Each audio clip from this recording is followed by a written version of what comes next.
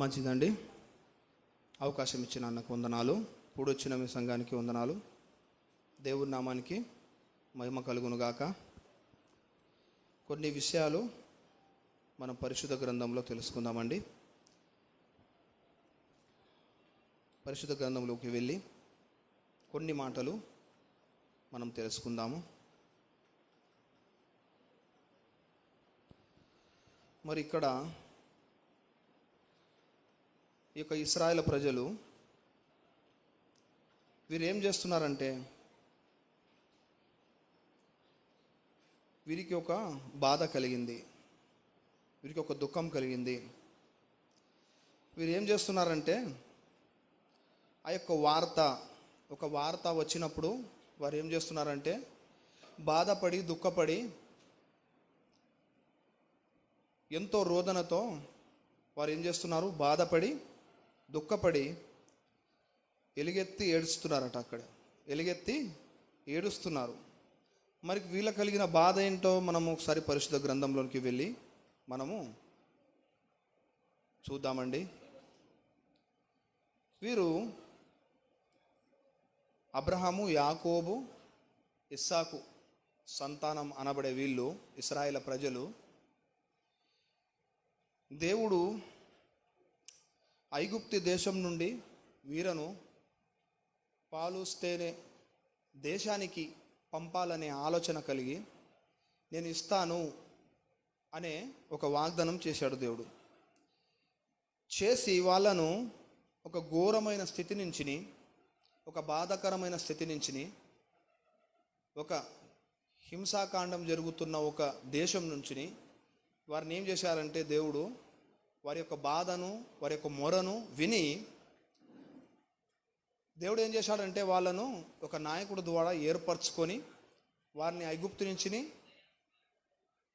వారిని దాటించి అరణ్యం నుంచి, ఎర్ర సముద్రం నుంచి, ఎన్నో విపత్తుల నుంచి, ఎన్నో సమస్యలు బాధల నుంచి తప్పించి దేవుడు రక్షించి కాపాడుకొని తెచ్చిన ఇశ్రాయేలు ప్రజల్ని దేవుడు తెచ్చినప్పుడు వీరికి ఏం కలిగిందంట, రోదన కలిగిందట, బాధ కలిగిందంట, ఇబ్బంది కలిగిందట, దుఃఖము.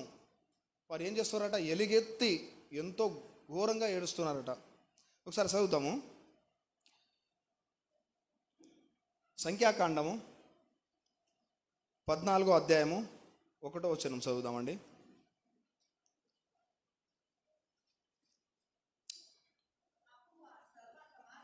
అప్పుడు ఆ సర్వ సమాజము ఏం చేశారట, ఎలుగెత్తి కేకలేశారట. ఏం బాధో మరి వీళ్ళకు, వెలుగెత్తి కేకలేసి మరి బాధపడుతున్నారట. చదవండి. మరియు ఒక్కొక్క నిమిషం ఆగండి.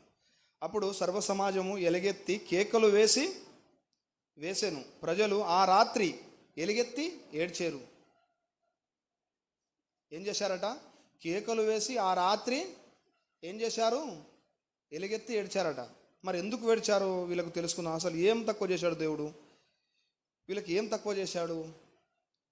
అరణ్యంలో ఉన్న వాళ్ళను చక్కగా నడిపించినందుకు వీళ్ళకు బాధ అయిందా? ఐగుప్తు దేశంలో హింసిస్తున్న ఒక ఫరో చేతి నుంచి కాపాడి తీసుకొచ్చినందుకు వీళ్ళకు బాధ అయిందా? ఎర్ర సముద్రం 2 పాయలుగా చేసి అందులోంచి ఆరిన నీళ్ళను తీసి రక్షించి కాపాడి ఆ సైనికులు, ఫరో ఒక సైనికులు వాళ్ళను చంపాలని, వారికి మరలా ఆ యొక్క దాస్యంలోని పట్టుకొని పోవాలని ఆలోచన చేసి వాళ్ళపై యుద్ధానికి వచ్చినప్పుడు అందులోంచి దేవుడు 2 పాయలుగా, ఎర్ర సముద్రాన్ని 2 పాయలుగా చేసి అందులోంచి ఆరిన నీళ్ళను తీసుకొని కాపాడి రక్షించినందుకు ఏడ్చారా? అందుకు బాధ కలిగిందా వీళ్ళకు? ఎందుకు బాధ కలిగింది అంటాను కదా అక్కడ. ఆ సర్వ సమాజం, ఈ యొక్క అబ్రహాము, ఇస్సాకు, యాకోబుల సంతానము, నిబంధనగా ఇచ్చిన దేవుడు వాళ్ళను రక్షించి ఐగుప్తు నుంచి కాపాడి తీసుకొచ్చినందుకు వీరు ఏం చేశారట, వెలుగెత్తి ఏడుస్తున్నారట. మరి ఎందుకు ఏడ్చారు? ఇప్పుడు వీరంతా ఎవరు? అబ్రహాము, యాకోబు, ఇస్సాకు సంతానమే కదా. మరి దేవుడు అక్కడి నుంచి రక్షించి కాపాడి తీసుకొచ్చాడు కదా. మరి ఎందుకు ఏడ్చినట్టు మనకి మీరు దాంట్లో ఎవరికైనా తెలుసా దీని గురించి? ఎందుకు ఏడ్చాడు? వీరు ఎందుకు ఏడుస్తున్నారు? అసలు ఏంటి వీళ్ళ బాధ? వీళ్ళకి కలిగిన శ్రమలేంది, వీళ్ళకి కలిగిన బాధ ఏంటి తెలుసుకుందామా? సరే తెలుసుకుందామండి. మరి వీరు ఏం చేశారంటే దేవుడు మోషేతోటి మాట్లాడుతున్నాడు. దేవుడు ఏం చేశాడంటే, ఇదిగో మీకు పాలు తేనె దేశాన్ని నేను ఇవ్వబోతున్నాను. కాకపోతే ఆ దేశంలో కొంతమంది ఉన్నారు, దాన్ని ఆక్రమించి ఉన్నారు. మరి ఇదిగో ఈ యొక్క గోత్రం నుంచి ఒక్కొక్కరు చొప్పున కొంతమందిని ఏర్పరచుకొని ఆ దేశానికి వెలుగు చూడటం. వెలుగు అంటే ఆ దేశ పరిస్థితి ఎలా ఉంది, ఆ దేశంలో ఎలా ఉంటున్నారు, ఎవరు ఉంటున్నారు, వాళ్ళ బలాలేంటి, వాళ్ళ బలగాలేంటిది, అసలు ఆ దేశంలో ఏముంటుంది, ఎలాంటి పంట పండుతుంది, ఎలాంటి పండ్లు దొరుకుతాయి, ఎలాంటి నేల అది, ఎలాంటి పరిస్థితి ఆ దేశ పరిస్థితి, మరి మనం ఉన్నట్టుగా ఉన్నామా అనే ఒక ఆలోచన చేసి దేవుడు ఏం చేశాడంటే మోషేకు ఆజ్ఞాపించినప్పుడు మోషే ఆ యొక్క గోత్రం నుంచి కొంతమందిని ఏర్పరచుకున్నాడు. జాగ్రత్తగా వినాలి, దేవుని మాటలు చెప్పినప్పుడు జాగ్రత్తగా వినాలి, దీన్ని ఆలోచించడానికి ప్రయత్నించాలి. ఆ యొక్క మాటల పరమార్థం మనము తెలుసుకోవాలి. వచ్చినట్టు వచ్చామా కూర్చున్నామా విన్నామా వెళ్ళిపోయేటట్టు కాదు. ఈ యొక్క మాటల లోతులు తెలుసుకోవాలి, ఈ యొక్క మాటల అర్థాలు, అందులో ఉన్న భావాలు మనం తెలుసుకోవాలి, దాన్ని క్యాచ్ చేయాలి మనం. నేను చెప్పబోయేది జాగ్రత్తగా వినాలి. ఇది దేవుడు వ్రాయించిన మాటలు, ఇందులో ఉన్న పరిశుద్ధ మాటలు మనము తెలుసుకోవాలి. అయితే మోషే అన్నాడు కదా, కొంతమంది అందులోంచి ఏర్పరచుకొని ఇదిగో మీరు ఆ దేశాన్ని వేగు చూసిరండి. వేగు అంటే ఆ దేశం పరిస్థితి ఏంటిది తెలుసుకోమని కొంతమంది బలవంతులను, కొంతమంది కండ్ల యాజకులను ఏర్పరచుకొని పంపాడు. పంపినప్పుడు వారు వెళ్ళిపోయి ఆ యొక్క దేశం పాలుస్తేనే దేశం చుట్టూ తిరిగి అందులో ఉన్న ఒక బలమేందో బలహీనత ఏందో వాళ్ళ బలమేందని దాన్ని తెలుసుకోవడానికి వాళ్ళు చుట్టూ తిరిగి ఆ దేశాన్ని చూసుకొని వచ్చారు. మరి అక్కడ పంటలు ఎలా పండుతున్నాయి, అక్కడ నీరు సమస్య ఏంది, అక్కడ ఎక్కడ ఎలా నీళ్ళు పడుతున్నాయి, వారు ఎలాంటి వారు మనతో సహాయం చేసేవారా కాదా అని ఆలోచన చేసి ఏం చేశారంటే ఆ పంపించినప్పుడు ఆ వేగు చూడడం అంటే అదే ఆ దేశాన్ని పరిశీలించి చూచి రావడం అన్నమాట. పంపినప్పుడు వాళ్ళు చూసి మోషే దగ్గరికి రావడం జరిగింది. మొత్తానికైతే వాళ్ళు వెళ్ళిపోయి మోషే దగ్గరికి రావడం జరిగినప్పుడు ఆ మాట వాళ్ళు చూసిన ఆ వేగుకు ఈ మాట ఈ మోషతోటి అక్కడ సర్వ సమాజానికి చెప్పుతుండగా వాళ్ళ బలవంతులట. ఎలాంటి వాళ్ళట? బలవంతులట. వాళ్ళు ఒక్కొక్కరు 6 ఫీట్లు 10 ఫీట్లు ఎత్తైన వారట. వాళ్ళు బలవంతులట. వాళ్ళని ఓడించడం మన తరం కాదు అని మాట్లాడుతున్నారు యాజకులు. ఇప్పుడు ఎవరైతే ఇప్పుడు అన్న ఉన్నాడు, ఇప్పుడు మేము అన్న చేతి కింద ఉన్నాం మనం అనుకోండి. ఇప్పుడు అన్న ఉన్నాడు, సురేషు, శివాజీ, అంకుశు, మంగలు, ఇగో మీరు అందరు కలిసి ఈ వరంగల్ ప్రాంతం పోయి అక్కడ పరిస్థితి ఎలా ఉన్నాయో అని తెలుసుకొని రండి అని చెప్తాడు అన్న. చెప్పినప్పుడు మేము వెళ్ళిపోయి ఆ యొక్క ప్రాంతాన్ని చూసుకొని వస్తామన్నమాట. చూసినప్పుడు అక్కడ చూస్తే ఆ యొక్క దేశం మంచిదే, ఆ యొక్క వరంగల్ ప్రాంతం మంచిదే, గొప్పదే, ఆడ పంటలు కూడా మంచిదే, ఆడ మంచిగానే ఉన్నారు. కానీ వాళ్ళని ఓడించడం మన తరం కాదు అన్న. ఇప్పుడు వాళ్ళని ఓడించాలంటే మన వల్ల కాదు. వాళ్ళు బలవంతులు, వాళ్ళు శక్తిమంతులు, వాళ్ళని ఓడించాలంటే మన తరం కాదు, మన వల్ల కాదని మేము పోయి అన్నతోడు చెప్తామన్నాను. అన్నతోడు చెప్పినప్పుడు సరే అన్న ఏమంటాడు, చూద్దాం, ట్రై చేద్దాం, మనకు తోడు దేవుడు ఉన్నాడు కదా, చూద్దాం ఏమవుతుంది అని అన్న మనకు ఏం చేస్తాడంటే మన అందరినీ ఓదారుస్తాడన్నమాట. మనకు ఓదార్పును చెప్పి మీరు బలంగా ఉండాలి, మీరు ఆధైర్యం పడకూడదు, ధైర్యంగా ఉండాలని ధైర్యపరుస్తారన్నమాట. అప్పుడు ఆ యాజకులు అలా చెప్తుండే, ఆ గోత్రంలో ఉన్న యాజకులను పంపినప్పుడు తిరిగి వచ్చినప్పుడు చెప్తుండగా ఇశ్రాయేల్ సమాజానికి ఏమైందట? భయం పుట్టిందట, వణుకు పుట్టి వారు ఏం మాట్లాడుతున్నారంటే, అయ్యో మేము ఈ దేశాన్ని ఎందుకు దేవుడు తీసుకొచ్చాడు, వీళ్ళ చేతులు సావడానికా? మేము ఐగుప్తు దేశంలో కత్తివాత పెట్టిన, మేము ఐగుప్తు దేశంలోనే మంచిగా ఉన్నాం కదా, ఆ కష్టపడ్డాము, బాధలు పెట్టారు కానీ మేము తిన్నాము, మంచిగా ఉన్నాం, బతికే ఉన్నామని అని మాట్లాడుతున్నారు. ఏమండి, ఇప్పుడు పరిస్థితి, కొంతమంది కుటుంబంలో ఒక పరిస్థితి వచ్చినప్పుడు దాన్ని ఆ కుటుంబం నిలబడాలి. ఒక పరిస్థితి వచ్చినప్పుడు ఒకరితో ఒకరు ధైర్యం చెప్పుకోవాలి. ఒక పరిస్థితి వచ్చినప్పుడు, ఒక ప్రమాదం వచ్చినప్పుడు కుటుంబంలో అందరం కలిసి నిలబడాలి. నిలబడితేనే ఆ సమస్యను అంచివేయగలుగుతాము. ఆ సమస్య వచ్చింది, అది పెద్దదా, చిన్నదా, గొప్పదా, ఎలాంటిదా అని మనం ఆలోచించద్దు. దాన్ని అంచివేసేలాగున మనం అటు కుటుంబంలో ఐకమత్యంగా ఉండాలి. అప్పుడే దాన్ని జయించగలుగుతాం. ఇప్పుడు నా కుటుంబమైనా మీ కుటుంబమైనా ఎవరైనా కానీ ఆ పరిస్థితిని మనము చక్కగా కూర్చొని దాన్ని ఎలా ఓడించాలి, ఎలా దానిపై గెలుపుని పొందాలి అనే ఆలోచన చేసుకోవాలి. ఆ ఆలోచన చేసుకోకుండా అయ్యో నాకు సమస్య వచ్చింది, అయ్యో నాకు బాధ వచ్చింది, అయ్యో నాకు ఇలా అయింది, అయ్యో నాకు అలా అయింది, అయ్యో నాకు ఇలా అయిపోయింది అని బాధపడితే కుప్ప కూలిపోతాము. కాబట్టి ఎవరైనా కానీ కుటుంబంలో సమస్య వచ్చినప్పుడు లేదా ఒక ప్రాంతంలో సమస్య వచ్చినప్పుడు నిలబడాలి. అందరూ ఐకమత్యంగా ఉండాలి. ఒకరి పట్ల ఒకరు ధైర్యం చెప్పుకోవాలి. అప్పుడే ఎవరినైనా మనము జయించగలుగుతాం. ఇది వాస్తవం. కాబట్టి వీరేం చేస్తున్నారంటే ఆ యొక్క యాజకులు వచ్చినప్పుడు వీళ్ళు ఏడుస్తున్నారట. కింద చదువుదాం చూడండి. మనం ఇప్పుడు ఇక్కడ సంఖ్యాకాండము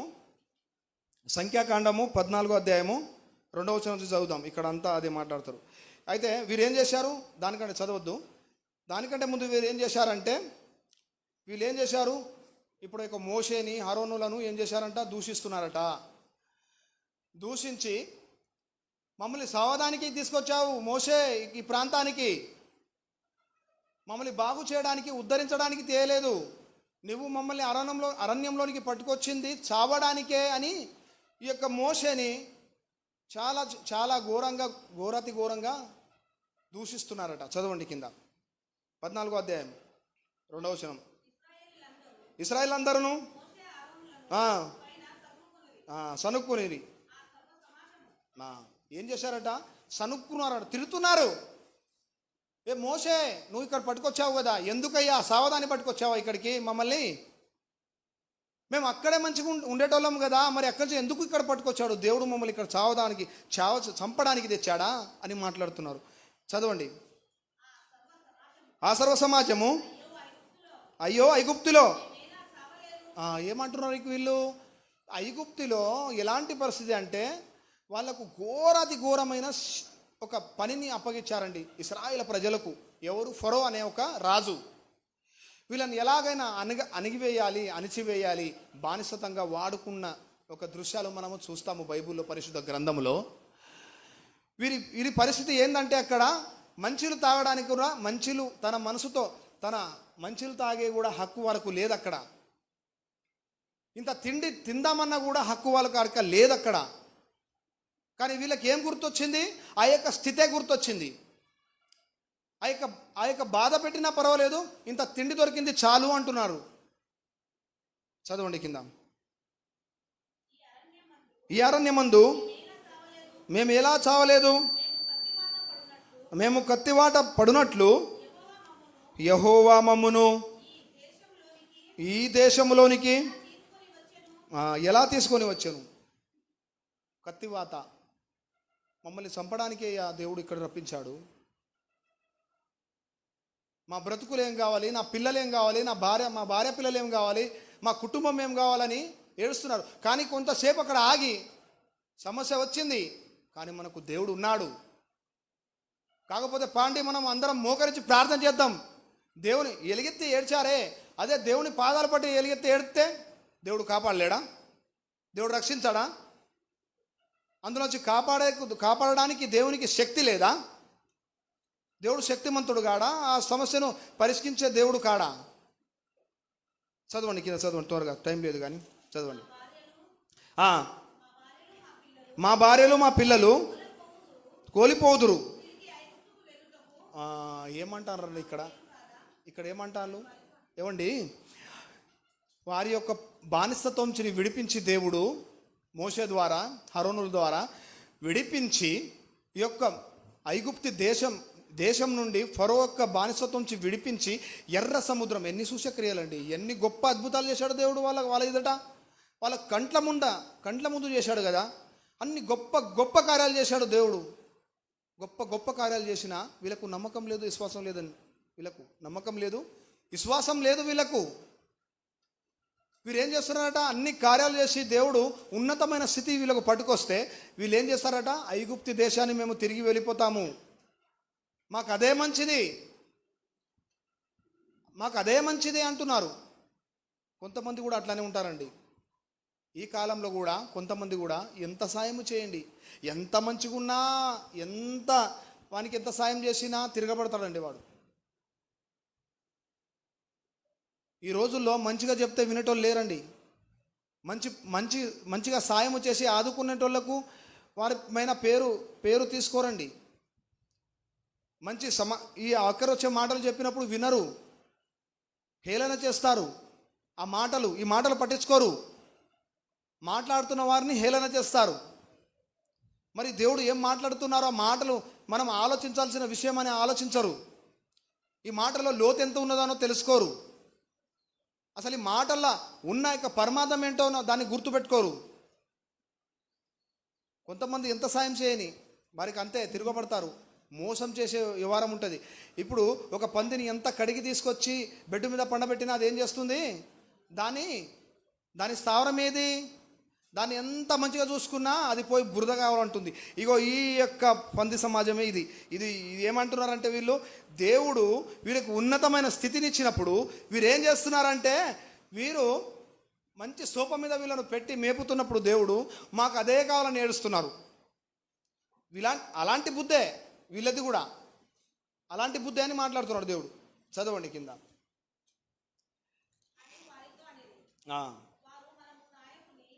ఏం చేశారట వీళ్ళు, ఒక నాయకుని ఏర్పరచుకొని, మనమే ఒక నాయకుని ఏర్పరచుకొని మనం వెళ్ళిపోదాము ఐగుప్తు దేశానికి, అక్కడే ఆ బానిసలే సద్దాము, ఆ బానిసలే మనం మగ్గిపోతాము, వాళ్ళు చంపినా పర్వాలేదు, ఇంత తిండి దొరికితే చాలు, ఆ తిండి కోసం చచ్చిపోతాం మనం అని మాట్లాడుతున్నారు.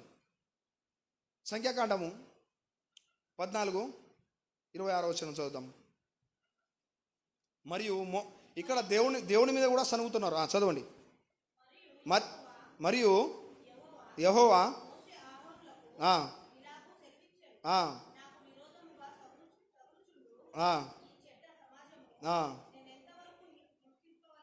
చాలండి, చాలు. ఇక్కడ ఏం చేస్తున్నారంటే దేవుడు మాట్లాడుతున్న మాట, వీళ్ళకి ఎంత నేను సాయం చేసినా వీళ్ళు నా మీద తిరగబడి ఉన్నారు కాబట్టి వీళ్ళకు చేసే పని నేను చేస్తాను అంటున్నాడు. అలాగే ఇక్కడ అదే 12వ అధ్యాయము 14వ అధ్యాయము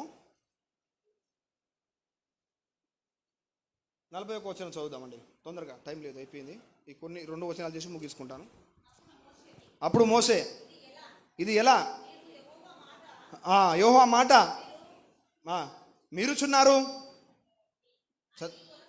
అది కొనసాగదు, లేడు. చాలండి, చాలు, ఇక్కడ ఆపేద్దాం.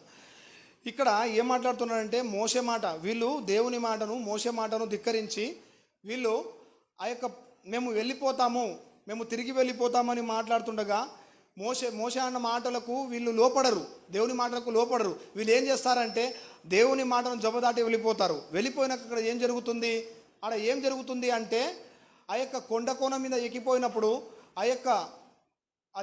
కొన్ని దేశస్తులు వచ్చి కింద దిగి వాళ్ళను తరిమి కొట్టి కొంతమందిని హతం చేస్తారు. ఏమండి, దేవుని మాటలు మనం వినాలి, ఆయన ఏం చెబుతున్నాడో కాసేపు ఆగి వినాలి. వింటేనే మనకు మేలు, వినకపోతే మనకు కీడు. అది ఆ యొక్క విషయం మన ఆలోచనలో పెట్టుకోవాలి. మరి ఎలా ఉండాలట మనము, వీళ్ళలాగా ఉండొద్దు. ఎలా ఉండాలి, మనం ఎలా ఉండాలి? ఇగో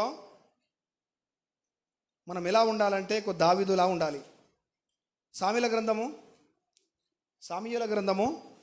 2 సామెలు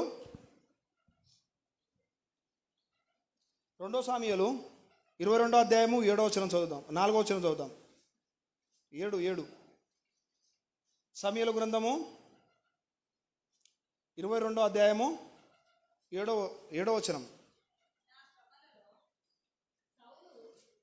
అది కాదు, ఒక్క నిమిషం.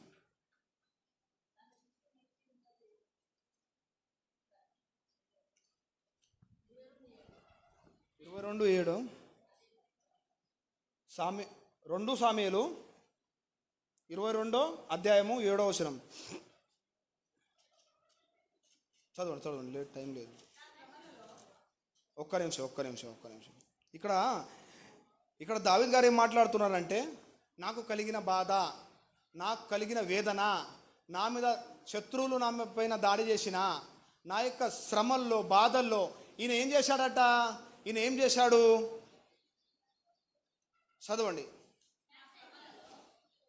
గట్టిగా చదవండి. నా శ్రమలలో నేను యెహోవాకు మొరపెడితిని. ఏమంటాడు ఇక్కడ దావీదు? నా శ్రమలలో యెహోవాకు మొరపెడితిని. అక్కడ ఇశ్రాయేలు ప్రజలు ఏం చేశారు? ఎలుగెత్తి ఏడ్చారు. ఎందుకు ఏడ్చారు? మేము చచ్చిపోతాము. ఇక్కడ ఏం చేశాడు? ఈయనకు బాధలు, ఇబ్బందులు, శ్రమలు వచ్చినా ఏం చేశాడు? యెహోవాకు మొరపెట్టాడు.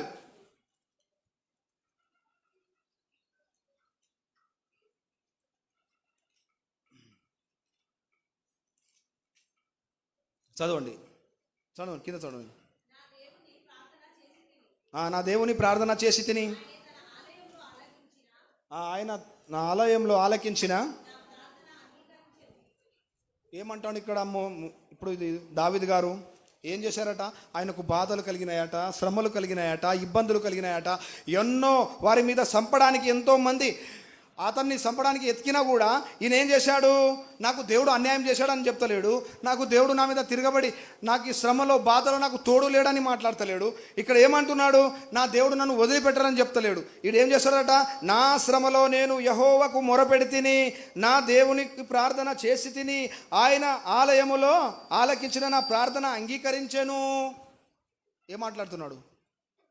ఎలా ఉన్నాడట ఈయనకు బాధ వచ్చినప్పుడు దేవుని సన్నిధికి మొరపెడుతున్నాడు అండి. దేవుని మీద ఆధార పెట్టుకుంటున్నాడు. నువ్వే నాకు కాపాడే దేవుడు అంటున్నాడు. అలాగే పైన చదువుదాం, చదవండి. 8 నా మొర. చదవండి, చాలండి. నా మొర. ఈ 24 ఒకటి చదువుదామండి. 24 వచనం అయిపోయింది.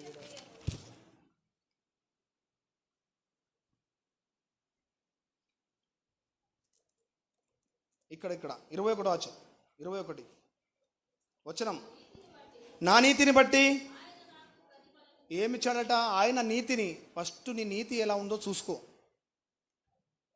నీ పరిశుద్ధ ఎలా ఉందో చూసుకో, నీ జీవితం ఎలా ఉందో చూసుకో, నీ హృదయాన్ని సరి చేసుకో.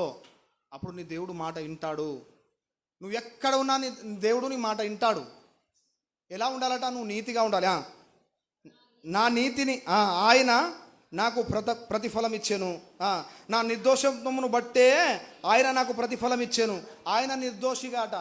దావీదు ఎవరట? నిర్దోషి. ఎవరికి మోసము చేయలేదు, ఎవరిని అన్నట మాట కూడా అనలేదు. ఆయన నిర్దోషం బట్టి ఏం చేశాడట? ప్రతిఫలం ఇచ్చాడట. కింద నేను భక్తిహీనుడై నా దేవుని విడనాడను. చదవండి.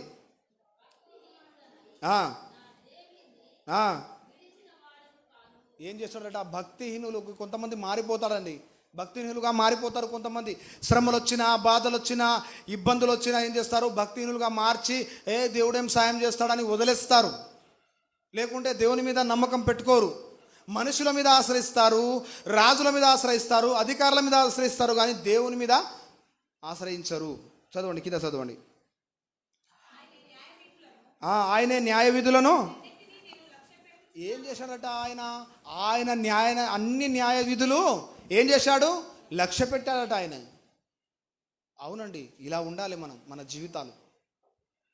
ఈ యొక్క దావీదు మొరపెట్టి ఎలా మొరపెట్టాడు? ఆయన నీతిని, ఆయన నిర్దోషాన్ని బట్టి మనం ఉండాలి. మనం నిందారహితంగా ఉండాలి. అప్పుడు దేవుడు మన మాట వింటాడు, ఖచ్చితంగా వింటాడు, ముమ్మాటికి వింటాడు. నువ్వు నీతిగా ఉన్నప్పుడు, నువ్వు పరిశుద్ధంగా ఉన్నప్పుడు, నువ్వు అన్యాయం చేయనప్పుడు, నీతిగా ఉన్నప్పుడు నేను ఖచ్చితంగా దేవుడు నిన్ను కాపాడుతాడు. చదవండి.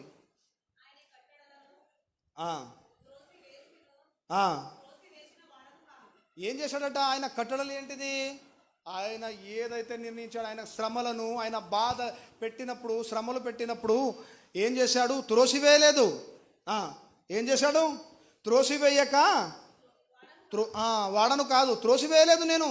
నాకు శ్రమలు వచ్చినా, బాధలు వచ్చినా, ఇబ్బంది వచ్చినా నేనేం చేశాను? అయ్యో నాకు బాధ వచ్చింది, నాకు సమస్య వచ్చిందని ఆయన కంగారు పడిపోలేదు. నా దేవుడు ఉన్నాడు, నా వెనక కాపాడుతాడు, ఎలాంటి సమస్యను రక్షిస్తాడని ఆయన ఏం చేశాడు? దేవుడి మీద ఆధారపడ్డాడు. కింద చదవండి. దోషక్రియలు ఏది చేయలేదట ఆయన. ఏమున్నాడు? ఆయన దృష్టికి యథార్థవంతుడు ఉన్నాడు. దావీదు ఎలా కనిపిస్తున్నాడు? యథార్థవంతుడుగా కనిపిస్తున్నాడు. కావున నేను నా నిర్దోషం పుట్టినే యెహోవా చూచెను.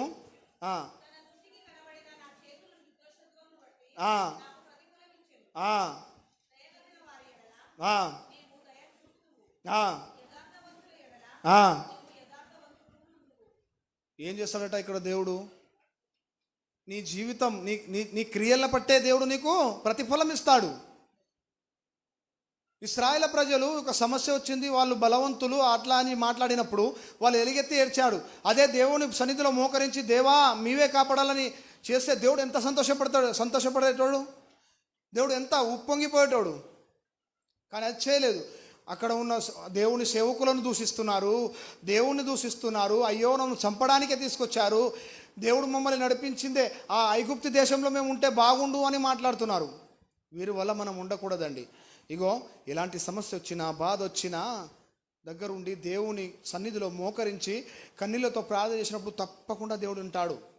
అది ఎప్పుడు ఎలా వింటాడు? మన హృదయంలో ఎలాంటి పాపము, ఎలాంటి దోషములు, ఎలాంటి కుటుంబమైన ఒక హృదయం ఉండకుండా నిందారహితం మనం ఉన్నప్పుడు, మన జీవితం సాపిగా ఉన్నప్పుడు, దేవుని నచ్చినట్టుగా మన జీవితం ఉన్నప్పుడు దేవుడు ఖచ్చితంగా వింటాడు, ఖచ్చితంగా మనకు ప్రతిఫలం ఇస్తాడని మిమ్మల్ని కోరుకుంటూ నా మాటలు ముగిస్తున్నాను.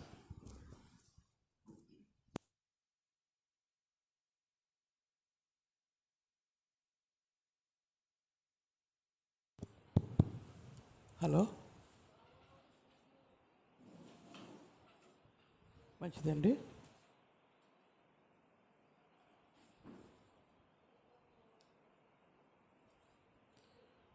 దేవుని యొక్క వాక్యాన్ని చెప్పాలని ఆశ అయితే ఉంటుంది, కానీ మరి వినేవారికి వినాలనే ఆశ ఉంటే సమయానికి వస్తారు, అన్నీ బాగుంటాయి. చెప్పేవాళ్ళకి చెప్పాలని ఉంటుంది, కానీ వినేవాళ్ళకి మాత్రం వినాలనే లేదు. ఈ పక్కన ఉన్న వాళ్ళకి 9:30కి వస్తున్నారు, మిమ్మల్ని ఏం చేయాలి నాకు ఏమర్థం అవుతుంది. నిలబెట్టేస్తాను, మళ్ళీ సారి డేట్ వేసేస్తాం, తలుపులు వేసేస్తాం. మీకు దేవుడి మీద భక్తి ఉంటే సమయానికి రండి, లేకపోతే ఇంటికాడే కూర్చోండి, లేకపోతే అంగట్లోకి వెళ్ళిపోండి. అమ్మా,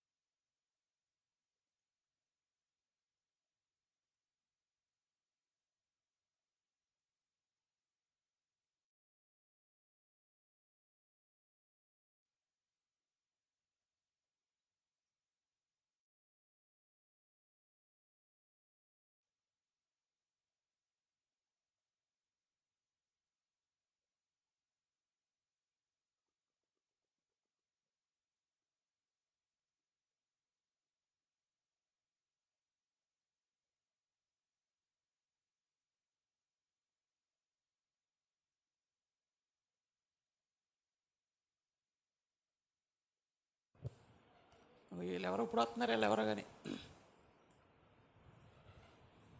ప్రార్థన చేసుకుందాం. ప్రేమ కలిగిన తండ్రి, కృప కలిగిన దేవ, మహోన్నతుడా, మీకు వందనాలు, స్తోత్రాలు నాయన. నీ అపారమైన ప్రేమ, నీ అపారమైన కృప, కనికరములు మా ఎడల చూపి ఈ రీతిగా నీ కొరకు బ్రతకడానికి మీరు అవకాశం ఇచ్చినప్పటికీ నాయన, మరి నీ బిడ్డలు నిర్లక్ష్యంతో ఉంటున్నారు అయ్యా. వారిలో ఉన్న నిర్లక్ష్యాన్ని తొలగించి వారికి దయచేయండి నాయన. పాత నిబంధన కాలంలో నీ సన్నిధికి వెళ్ళాలంటే దుప్పే నీటి వాకుల కొరకు ఎదురు చూసినట్లుగా ఆశతో చూసేవారు నాయన. కానీ ఈరోజు మా పరిస్థితులు నాయన మరి మీరే సరిచేసి నీ బిడ్డలు చక్కగా నీలో భయభక్తులతో సాగిపోవుటకు నీ మాటల ద్వారా బలపరచండి. దుష్టునికి లోబడక తండ్రి నీకు లోబడి జీవించే భాగ్యము నాయన ప్రతి ఒక్కరికి ప్రసాదించమని నాయన మొదటి మాటలు అందించిన నీ కుమారుని జ్ఞాపకం చేసుకోండి. అలాగే మరికొన్ని మాటలు మేము ఆలోచిస్తుండగా అల్పుడనో బలహీనుడనైనా నన్ను బలపరిచి మరుగుపరిచి మా అందరితో ప్రభువా మీరు మాత్రమే మాట్లాడి మహిమ పొందమని ఘనత మహిమ ప్రభావములు మీకు ఆపాదిస్తూ క్రీస్తు వారి పేరటి ప్రార్థన మీకు సమర్పిస్తున్నాము తండ్రి. ఆమేన్. మంచిదండి.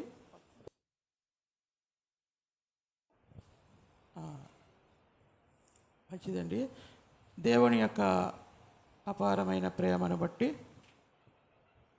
దేవుని స్తుతిస్తూ మరి కూడి వచ్చిన మీ అందరికీ కూడా ప్రభు పేరటి వందనాలు చెల్లిస్తూ మరి దేవుని యొక్క వాక్యాన్ని నేర్చుకుంటున్న మనము దేవునిలో చక్కగా భయముతో భక్తితో మనం జీవిస్తూ ముందుకు సాగిపోయేవారిగా మనం ఉండాలి. ఎందుకంటే ఏమండి, ఎవరైనా మనకు మంచి చేసే వ్యక్తి, మనకి మేలు చేసే వ్యక్తిని మన ఇంట్లోకి రానిస్తామా రానివా అమ్మ చెప్పాలి. ఎందుకు రానిస్తాం? మనకు మంచి చేస్తున్నాడు కాబట్టి, మనకి మేలు చేస్తున్నాడు కాబట్టి మన ఇంట్లో అతనికి స్థానాన్ని ఇస్తాము. ఎందుకు? ఆయన వలన మాకు మేలు జరుగుతుంది. అదే కీడు జరిగేవాడిని రానిస్తావా? కీడు చేసేవాడిని రానిస్తావా? నువ్వు దూరంగా ఉండని చెప్తాం. ఎలా చెప్తాం? దూరంగా ఉండమని చెప్తుంటాం. అలాగే దేవుడు కూడా ఏమంటే మనకి మంచి చేస్తున్నాడా చెడు చేస్తున్నాడా? ఏమంటే మరి మంచి చేసేవారికి నా జీవితంలో స్థానం ఉందన్నవారు చేతుల్లో పెట్టండి. అందరూ చేతుల్లో పెట్టేస్తారు. మరి ఏది స్థానం? ఏది స్థానం? అదేనా స్థానం? మనం ఒక మంచి చేసేవారికి మనం ఏం చేస్తాం? గౌరవిస్తావా అవమానపరుస్తావా? అమ్మా ఏం చేస్తాం చెప్పాలి. మనకి మంచి చేసేవారికి మనం గౌరవిస్తావా వారిని అవమానపరుస్తావా? ఏది గౌరవం? దేవునికి ఏం గౌరవిస్తున్నారు అండి? సమయానికి ఆయన సన్నిధికి రావడం లేదు మనం, ఇంకా ఆయన మాటకి ఏం విలువనిచ్చినట్టు ఏమండి? ఆయనకి మన జీవితంలో ఏ స్థానం ఏది? మనం జాగ్రత్తగా ఆలోచన చేయాలి. ఏమండి మనకు మేలు చేసేవారు, మనకి మంచి చేసేవారిని ఏమండి మనము ఎలాగైతే ఆహ్వానిస్తామో, ఏమండి మేలు చేసేవారు మంచి చేసేవారు ఎప్పుడు నీ ఎమ్మటే ఉంటాడా? నేను నీకు మంచి చేస్తాను, నీకు మంచి చేస్తానని నీతోనే ఉంటాడా అమ్మా? ఉండరు. ఉంటారమ్మా? ఉండరండి. కానీ దేవుడు మాత్రము నేను ఎప్పుడు నీతోనే ఉంటాను, నీలో నాకు స్థానాన్ని, నీలో నాకు స్థలాన్ని ఈమని దేవుడు అంటున్నప్పుడు ఏమండి ఇచ్చేవారిగా మనం ఉంటున్నామా అని జాగ్రత్తగా ఆలోచన చేయాలి. ఎందుకంటే యేసుక్రీస్తు ప్రభువారు లోకానికి వచ్చింది మంచి చేయడానికా లేకపోతే చెడు చేయడానికమ్మా? వినాలి. కూర్చోండి, ఆ పిల్లల్ని కంట్రోల్ చేయండి. ఎందుకు లెగుతున్నారు?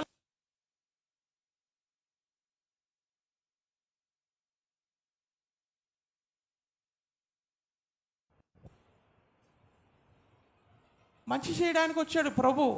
కానీ ఆయన పుట్టినప్పుడు ఆయనకి సత్రంలో స్థలం ఉందా?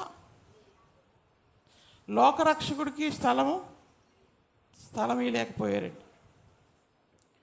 ఆయనే స్వయంగా ఏమంటున్నాడు? ఒక వ్యక్తి యేసుక్రీస్తు ప్రభు వారిని అనుసరిస్తాయా, నువ్వు ఎక్కడుంటే నేను అక్కడికే వస్తాను అని అంటున్నప్పుడు ఆయన ఏమన్నాడు? ఆకాశ పక్షులకి గూళ్ళు ఉంటాయి, నక్కలకు బొరియలు ఉంటాయి కానీ నాకు తలవాల్చుకోవడానికి స్థలం లేదంటున్నాడు ఆయన. ఎవరికి? కలిగి ఉన్నది ఏది ఆయన లేకుండా కలగలేదు. అలాంటి ఆయనకి ఈ లోకంలో ఏమి లేదటమ్మా, తలవాల్చుకోవడానికి స్థలము లేదు. ఎందుకు లేదు అండి? మనం స్థానం ఇవ్వడం లేదు, మనం స్వీకరించడం లేదు, ఆయన మనం ఒప్పుకోవడం లేదు, మనం ఆయన్ని అంగీకరించడం లేదు. మంచి చేస్తానని వస్తున్న వాడిని మనం ఏం చేస్తున్నామంటే అవతలకు నెట్టేసేవారిగా బ్రతుకుతూ ఉన్నారు. చూడండి, అదే ఆయన అడిగి చెప్తున్నాడు. ప్రకటన గ్రంథము 3వ అధ్యాయము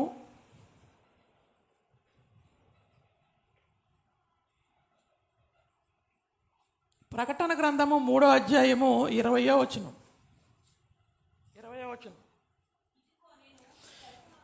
ఇదిగో నేను తలుపు యొద్ద నిలుచుండి తట్టుచున్నాను, ఎవడైనను నా స్వరము విని తలుపు తీసిన ఎడల నేను అతని వద్దకు వచ్చి అతనితో నేనును నాతో కూడా అతనును భోజనం చేద్దాము అంటున్నాడు. అంటే మంచి చేసే ఆయన నీతోనే ఉండాలనుకుంటున్నాడు, నీలోనే ఉండాలనుకుంటున్నాడు, ఎప్పుడు నీకు మంచి చేయాలనుకుంటున్నాడు. కానీ ఏమండి, ఎక్కడున్నాడట? తలుపు కొడుతున్నాడు. మనకు మంచి చేసేవాడు మన ఇంటికి వచ్చి తలుపు కొట్టినప్పుడు ఏం చేయాలమ్మా?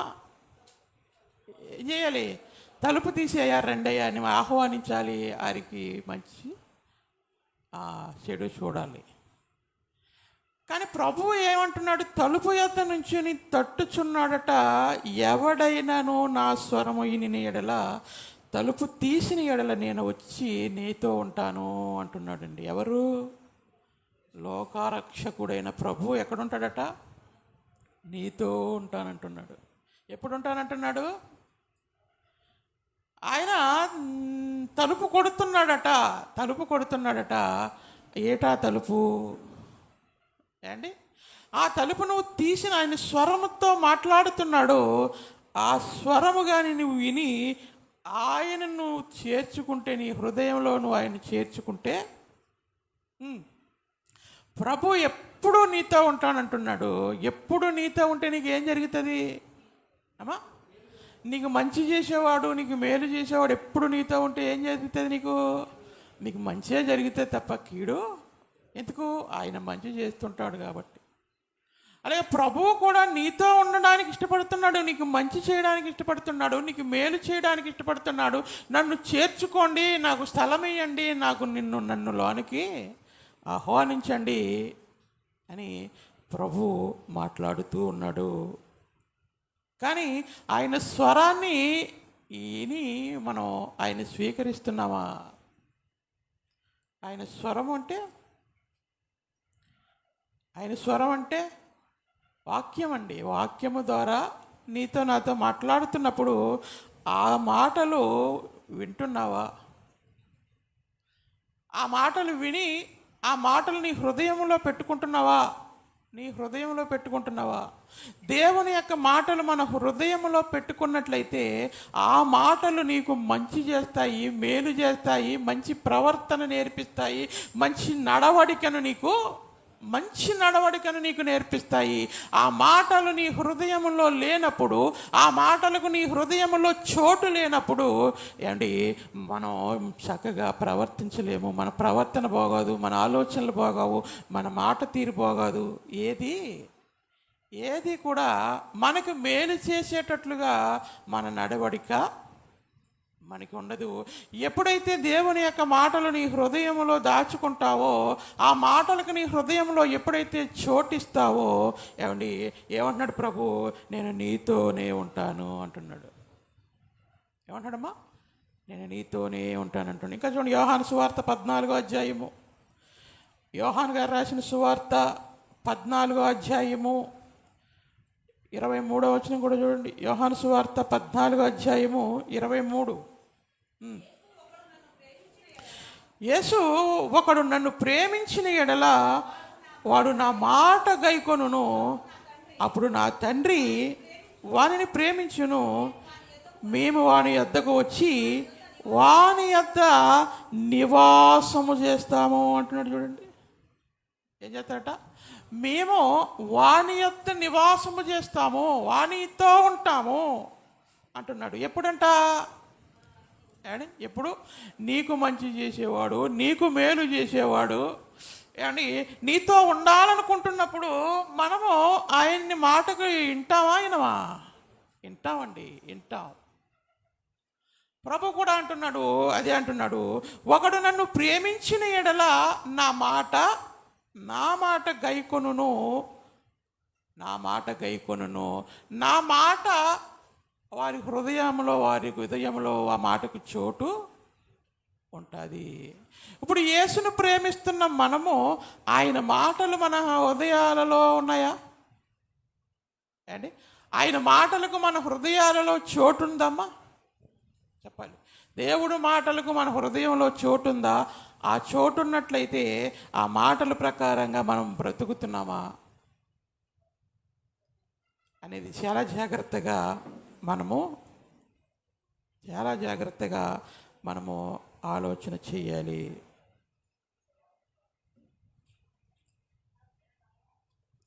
జాగ్రత్తగా ఏమంటున్నాడు ప్రభు? ఏమంటున్నాడు అంటే నీ హృదయములో ఆయనకు చోటు ఎందుకు లేదయ్యా అంటే, ఏమండి ఆల్రెడీ మన హృదయంలో ఎవరో ఉన్నారు.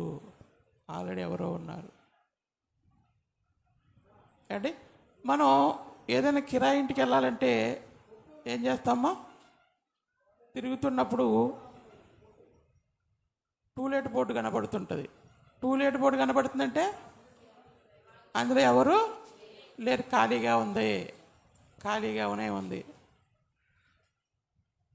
అదే టూలెట్ బోర్డు గట్ల లేకపోతే అందులో ఎవరో ఉన్నారు.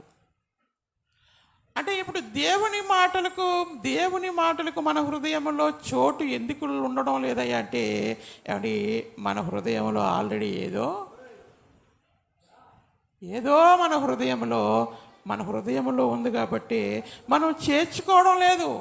మన హృదయంలో ఆల్రెడీ మనకి మేలు చేసేది కాదు, కానీ మనకి కీడు చేసే విషయాలు మన హృదయంలో నిండిపోయినప్పుడు, ఏమండి మెమరీ కార్డు ఉంటుంది కదా, ఆ మెమరీ కార్డు నిండిపోయింది అనుకోండి, ఏదైనా మనం పంపినా ఏమవుతుంది?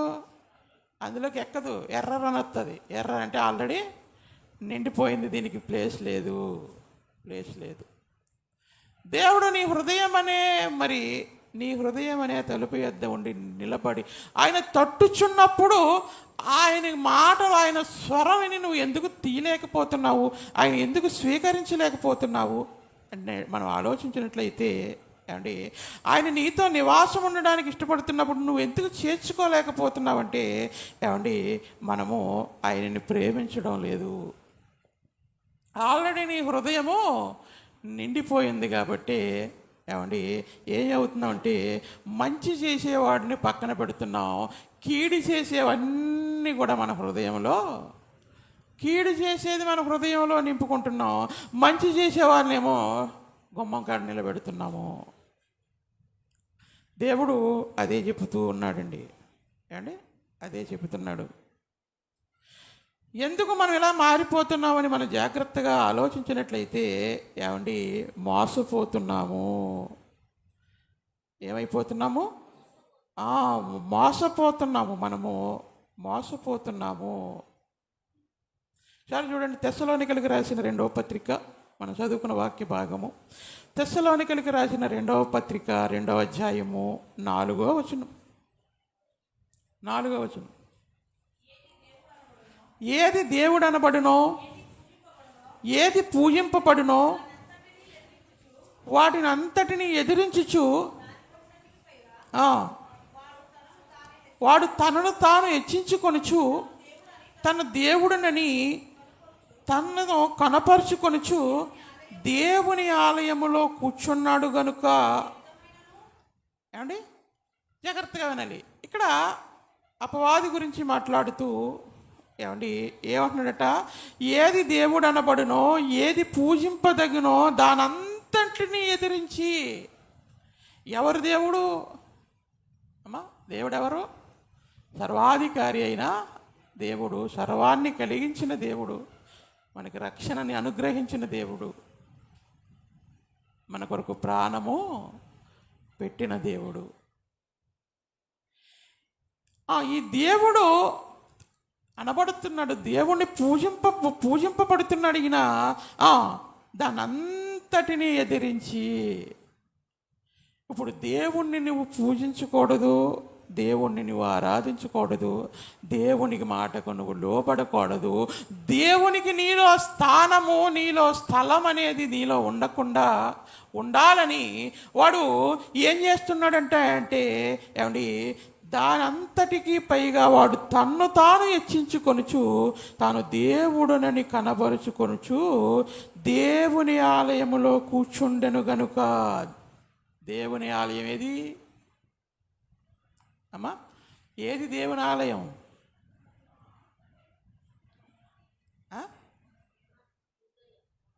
దేవుని ఆలయం ఏంటి? మన దేహమే దేవుని ఆలయం. ఇప్పుడు ఈ దేవుని ఆలయంలో ఎవరున్నారట అమ్మా? చెప్పాలి. అదే చెప్తున్నాడు అక్కడ, దేవుని ఆలయములో కూర్చున్నాడు గనుక. ఇప్పుడు ఆల్రెడీ దేవుడు ఉండవలసిన నీ హృదయములో ఎవడున్నాడమ్మా? ఎవడున్నాడు? అపవాది ఉన్నాడు. కాబట్టి నీ హృదయం ఖాళీ లేదు. ప్రభు వచ్చేమో దాన్ని మన కొడుతున్నాడు, నువ్వేమో ఖాళీ లేదు, పో అతలు పో అంటున్నావు. ఏమంటాడు? ప్రభు తట్టుచున్నాడు కానీ ఖాళీ లేదు. ఎందుకు? ఆల్రెడీ వాడు ఆ దేవుని ఆలయంలో కూర్చుంటాడు గనుక చాలా జాగ్రత్తగా వినండి కింద. కనుక ఏ విధము చేతనైనను ఎవ్వడును మిమ్మల్ని మోసపరచకుండా చూసుకోండి అంటున్నాడు. వాడు మీ హృదయంలోకి వచ్చేస్తాడు, దేవునికి చోటు లేకుండా చేసేస్తాడు. కాబట్టి ఎవ్వరు కూడా మిమ్మల్ని మోసపరచకుండా చూసుకోండి అంటున్నాడండి. అంటే మనము మోసపోయేవారిగా ఉన్నాం కాబట్టి ఏమండి, మోసపోయి మనం ఏమైపోతున్నామో, నీ హృదయాన్ని దేవునికి ఇవ్వకుండా దుష్టుని ఆలోచనలతో నింపేసుకుంటున్నావు. కాబట్టి ఈ దేహంలో ఇప్పుడు ఎవరికి పూజింపబడడం లేదు, దేవుణ్ణి ఆరాధించలేకపోతున్నాము, దేవుణ్ణి పూజించలేకపోతున్నాము, దేవుణ్ణి మనము గణపరచలేకపోతున్నాము, దేవునికి మహిమ తేలేకపోతున్నాము. ఎందుకు? నీలో ఎవడున్నాడు? నీలో వాడున్నాడు. కాబట్టి వాడుంటే దేవునికి మహిమ తెచ్చే విధంగా మన జీవితాలు ఉండవు. దేవునికి స్థానం ఉండదు, దేవునికి మనలో స్థలం ఉండదు. ఆయనకి మనకు మంచి ఎలా జరుగుతుంది? అందుకే జాగ్రత్తగా ఉండండి. ఎవ్వడును మిమ్మల్ని మోర్చపరచకుండా చూసుకోండి. ఏమంటున్నాడమ్మా? ఎవ్వరు కూడా మిమ్మల్ని మోసపరచకుండా చూసుకోండి. ఎందుకు?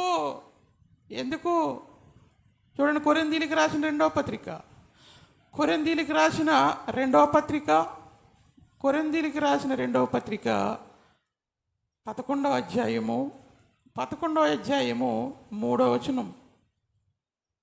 కొరింథీయులకు రాసిన 2వ పత్రిక 11వ అధ్యాయము 3వ వచనం. సర్పము తన కుయుక్తి చేత అవ్వను మోసపరుచున్నట్లు మీ మనస్సులను చెరపకుండా.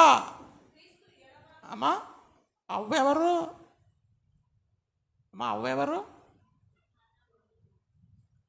మన తల్లి. ఎవరు? మన ఆది తల్లి. ఎవరు? అవ్వ ఏం జరిగిందంటే అవ్వకి చెప్పాలమ్మా. సర్పము తన కుయుక్తి చేత ఎవరిని మోసగించిందంటమ్మా? అవ్వను మోసగించింది. ఈరోజు మనల్ని కూడా మోసగిస్తున్నాడు. కాబట్టి ఎవడును మిమ్మల్ని మోసపరచకుండా చూసుకోండి అంటున్నాడు. ఏమంటున్నామ్మా? అంటే మోసం చేసే శక్తి, మోసం చేసేవాడు ఏమండి ఉన్నాడు కాబట్టి మీ మనస్సులను చెరపబడి మీ మనస్సులను చెరిపేస్తాడు వాడు. ఏమన్నాడమ్మా? మీ మనస్సులను చెరుపుతాడట. మీ మనస్సులను ఎప్పుడైతే చెరుపుతాడో క్రీస్తు ఎడలనున్న సరళత నుండి పవిత్రత నుండి ఎట్లయినను తొలగిపోవునేమో అని భయపడుచున్నాను. పౌలు గారు సంఘానికి లేఖ రాస్తూ భయపడుతున్నాడండి. అయ్యో, మీరు ఎట్లాగైనా మీ మనస్సులను వాడు మోసగించడానికి ఉన్నాడు కాబట్టి వాడికి మీరు కానీ లోబడిపోతే క్రీస్తు ఎడలనున్న సరళత పవిత్రత నుండి మీరు తొలగిపోతారు. దేవునికి మీ హృదయంలో స్థానం ఉండదు, దేవునికి మీ హృదయంలో చోటు ఉండదు. వాడొచ్చేస్తాడు. ఎవడొచ్చేస్తాడు? వాడు వస్తాడు. కాబట్టి చాలా జాగ్రత్తగా ఉండండి అంటున్నాడండి. తిమోతి గారికి రాసిన మొదటి పత్రిక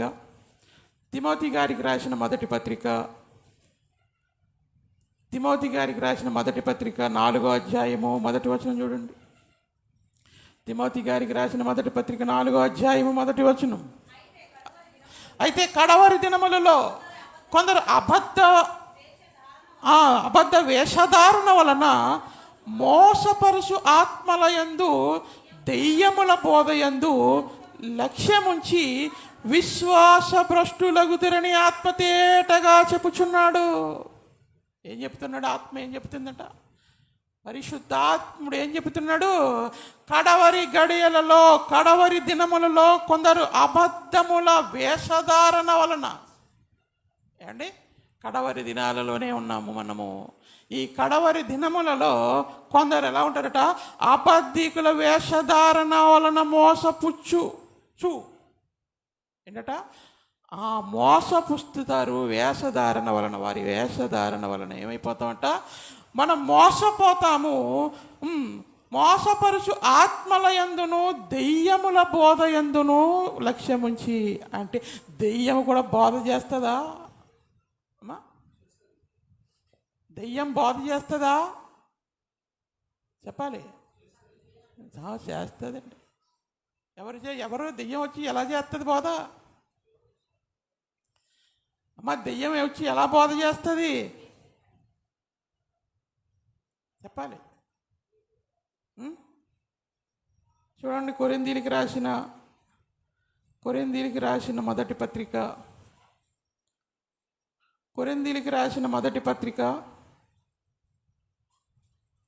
రెండవ పత్రిక కొరింథీయులకు రాసిన రెండవ పత్రిక 11వ అధ్యాయము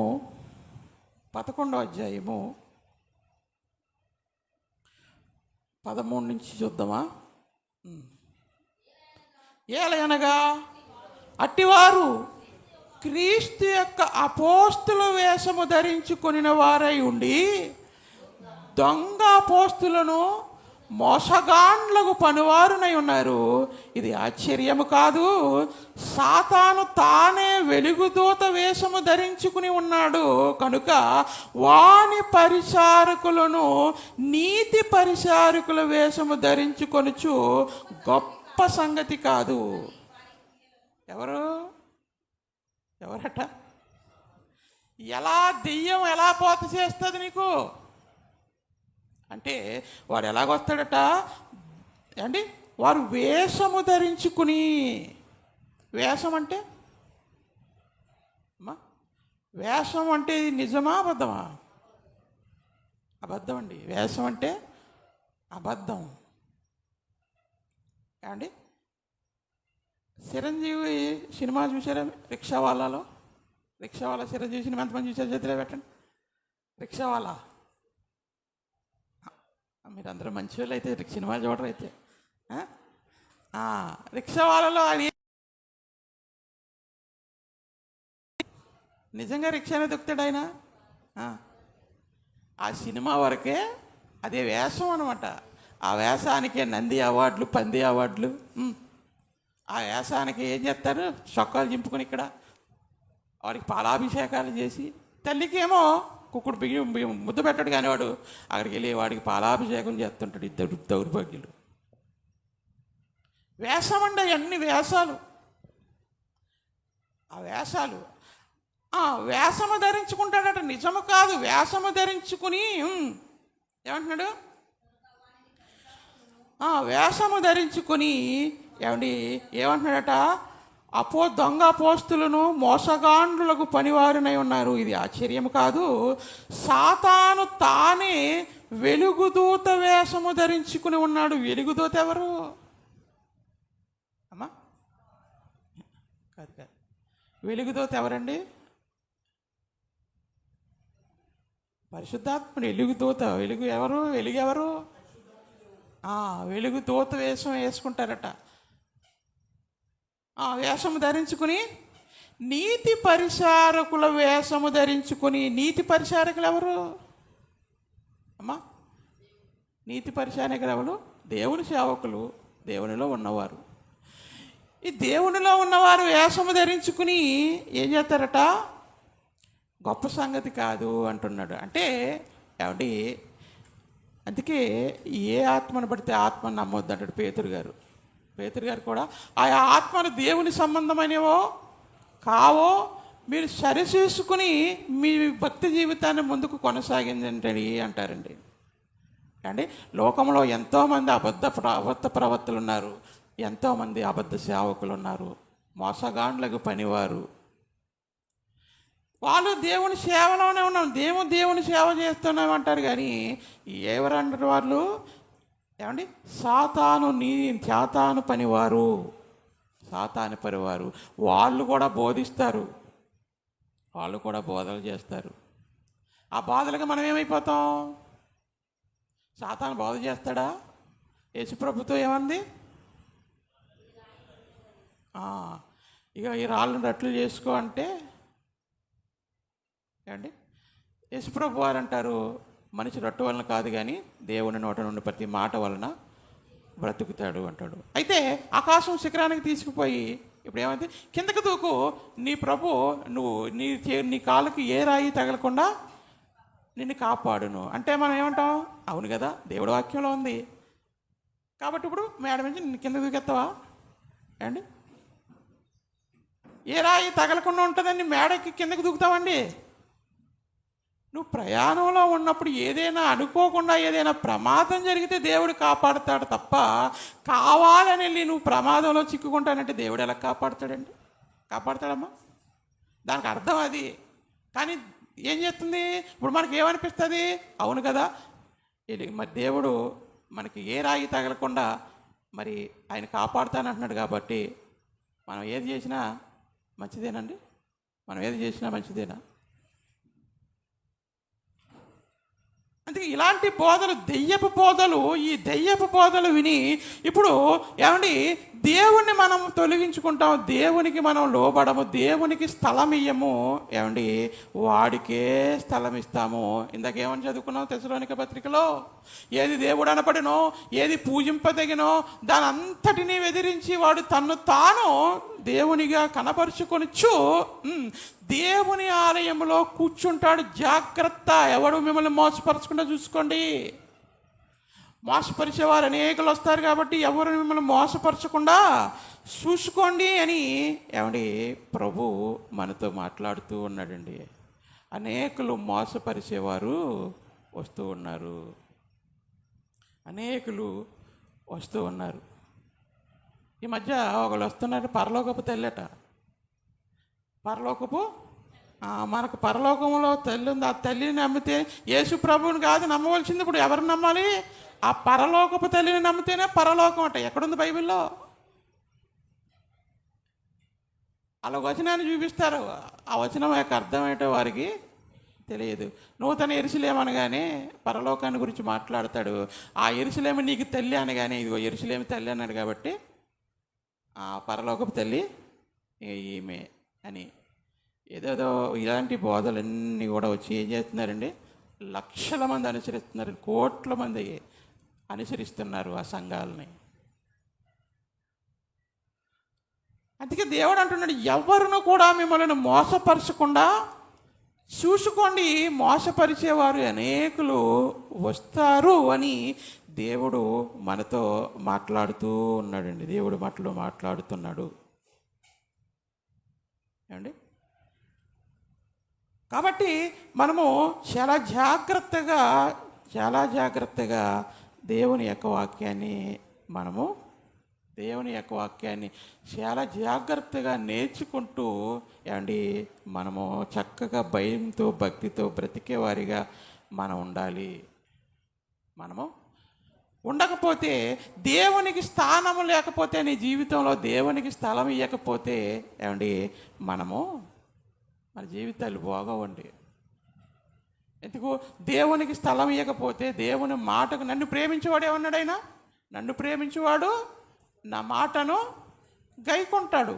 అప్పుడు నేను వానితో ఉంటాను, నేను వానికి మంచి చేస్తాను, నేను వానికి మేలు చేస్తాను, వాడికి పరలోకాన్ని ఇస్తానని యేసుప్రభు వారు తెలియపరుస్తున్నారు. దేవుని వాక్యానికి మనం హృదయంలో చోటు లేకపోతే అండి, వినటం పెద్ద గగనం కాదండి. వినటం పెద్ద గగనం కాదు. విన్నదేం చేయాలట? విన్నదానిని అనుసరించాలి. అనుసరించకుండా నువ్వు ఎంత విన్నా వారు వినుట మట్టు విందురు కానీ ఏమండి, వారు చూచుట మట్టుకు చూతురు కానీ కాననే కారరు, వారు వినుటకు మట్టుకు విందురు కానీ గ్రహింపు కావాలండి. గ్రహింపు లేకపోతే నువ్వు ఎంత విన్నా, అరే బాబు నువ్వు ఈ పని చేయకు, ఇది దేవుడు వద్దన్నాడు, ఇది మంచిది కాదురా అని వింటాం. కానీ వెళ్ళిన తర్వాత మళ్ళీ అదే చేస్తాం. అంటే ఇప్పుడు ఏం చేసినట్లు? ఈ మాట విన్నావు కానీ దానిని గ్రహించలేకపోతున్నావు. గ్రహించినోడు ఏం చేస్తాడు?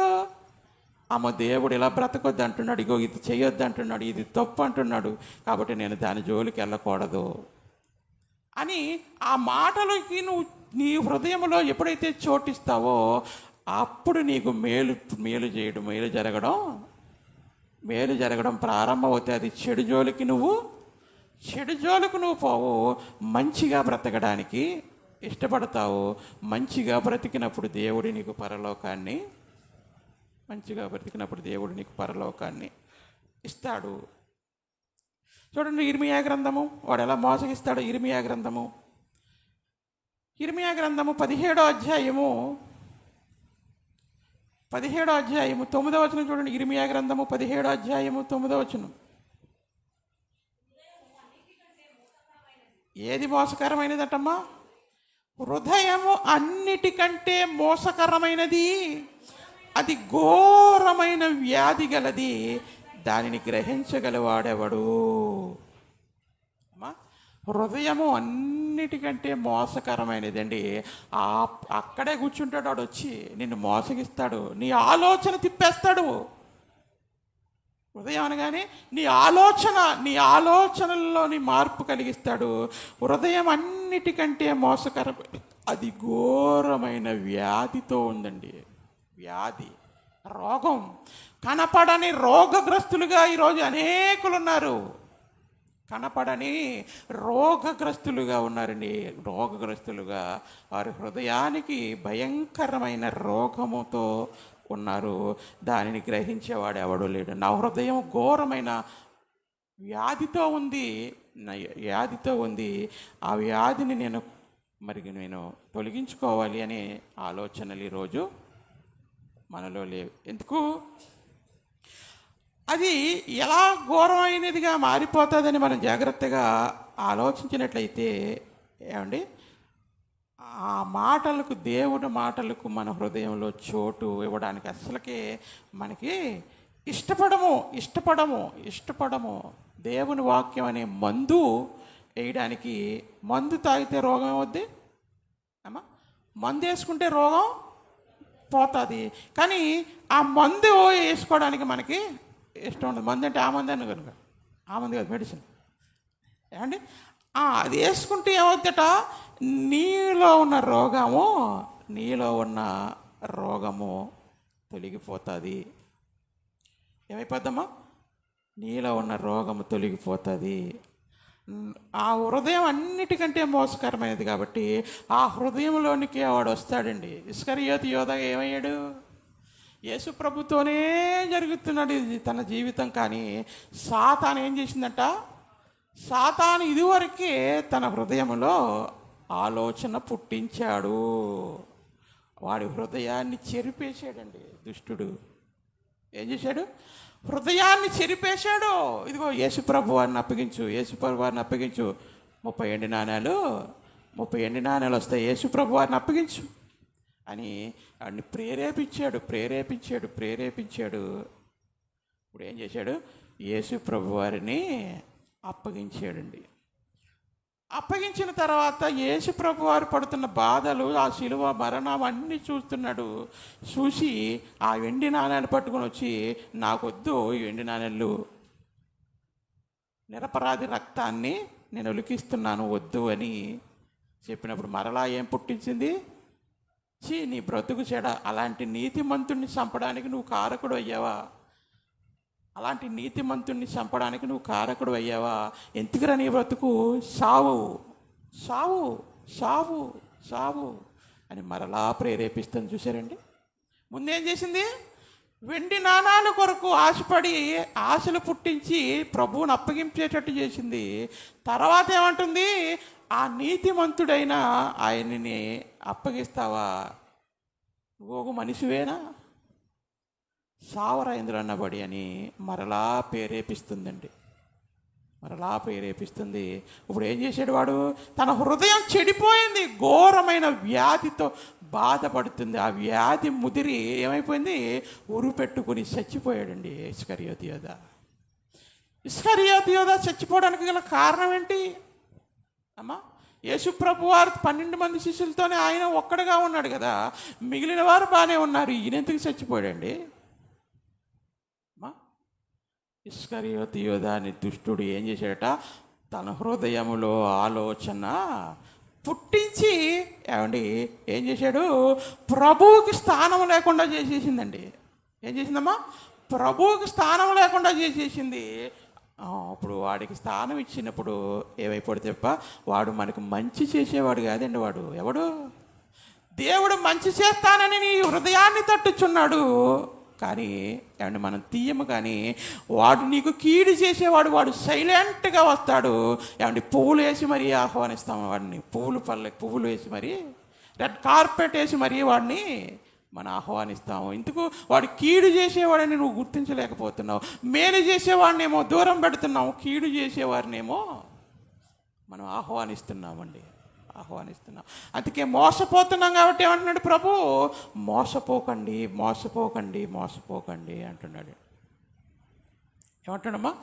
మోసపోతే మనం చాలా భయంకరమైన స్థితిలోనికి దేవుడు నిన్ను నన్ను నడిపిస్తాడు. భయంకరమైన స్థితిలోనికి నడిపిస్తాడు. చూడండి, మత్తయి గారు రాసిన సువార్త 24వ అధ్యాయము 24వ వచనం. మత్తయి గారు రాసిన సువార్త 24.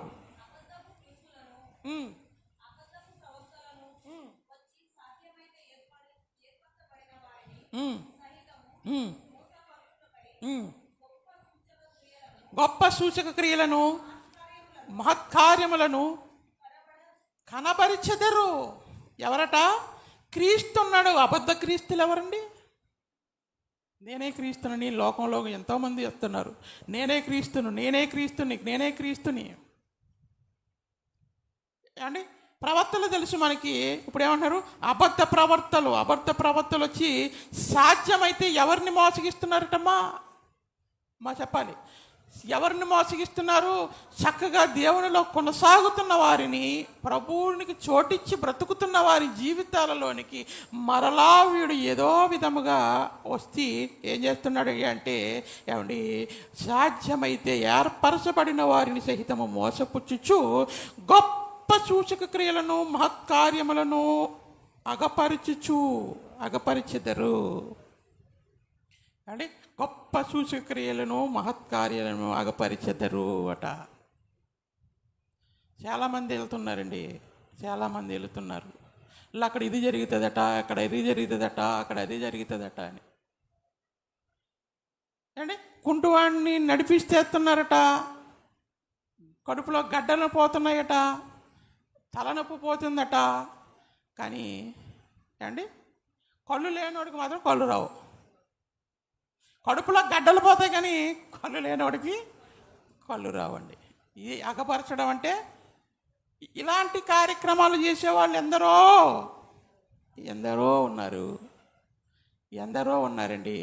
ఏర్పరచబడిన వారిని సైతం మోసపుచ్చేవారు ఎందరో ఉన్నారు. కాబట్టి వీరు దేవుని సంబంధి లేకపోతే వాడు దేవుని సంబంధి కదా. ఏ ఆత్మను పడితే ఆ ఆత్మను మీరు నమ్మకండి, ఎవరిని పడితే వారిని నమ్మకండి. ఆయన తెల్ల సొక్క తెల్ల ప్యాంట్ వేసుకుని బ్యాగ్ వేసుకొచ్చాడు కదని ఎవరిని పడితే వాడిని నమ్మకమ్మా. వాడు దేవుని సంబంధ, దుష్టిని సంబంధ, నీతి పరిచారకుడా లేకపోతే వేషం వేసుకొచ్చాడా అనే విషయాలను మనం తెలుసుకోగలిగితే అండి మనల్ని ఎవ్వరు కూడా మోసపరచరండి. ఏమండి ఎవరు కూడా ఏం చేయరమ్మా, మోసపరచరు. అద్భుతాలు మహత్కార్యముల చేత దేవుడిని నమ్మాలని దేవుని యొక్క వాక్యంలో ఉంది. కానీ ఏమండి వీళ్ళు ఏం చేస్తున్నారట చూడండి ఒకసారి. అపోస్తుల కార్యములు 2వ అధ్యాయము, అపోస్తుల కార్యములు 2వ అధ్యాయము 22వ వచనంలో మనం చూస్తే పేతురు గారు ప్రసంగిస్తూ అపోస్తుల కార్యములు 2వ అధ్యాయము 22, ఇశ్రాయేలు వారలారా ఈ మాట వినుడి, దేవుడు నజరేయుడగు యేసు చేత అద్భుతములను మహత్కార్యములను సూచక క్రియలను మీ మధ్య చేయించి అగపరచలేదండి.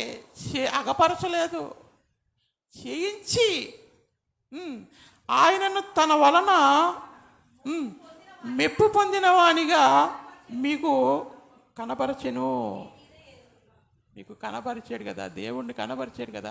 ఆయన నజరేయుడైన యేసు నా కుమారుడు, దేవుని కుమారుడుగా మీకు లోకరక్షకుడిగా మెస్సయ్యగా వచ్చిన వాడు ఇగో ఏం చేశాడట, దేవుడు ఆయన చేత అద్భుతములను మహత్కార్యములను సూచక క్రియలను వారి మధ్య చేసినా కూడా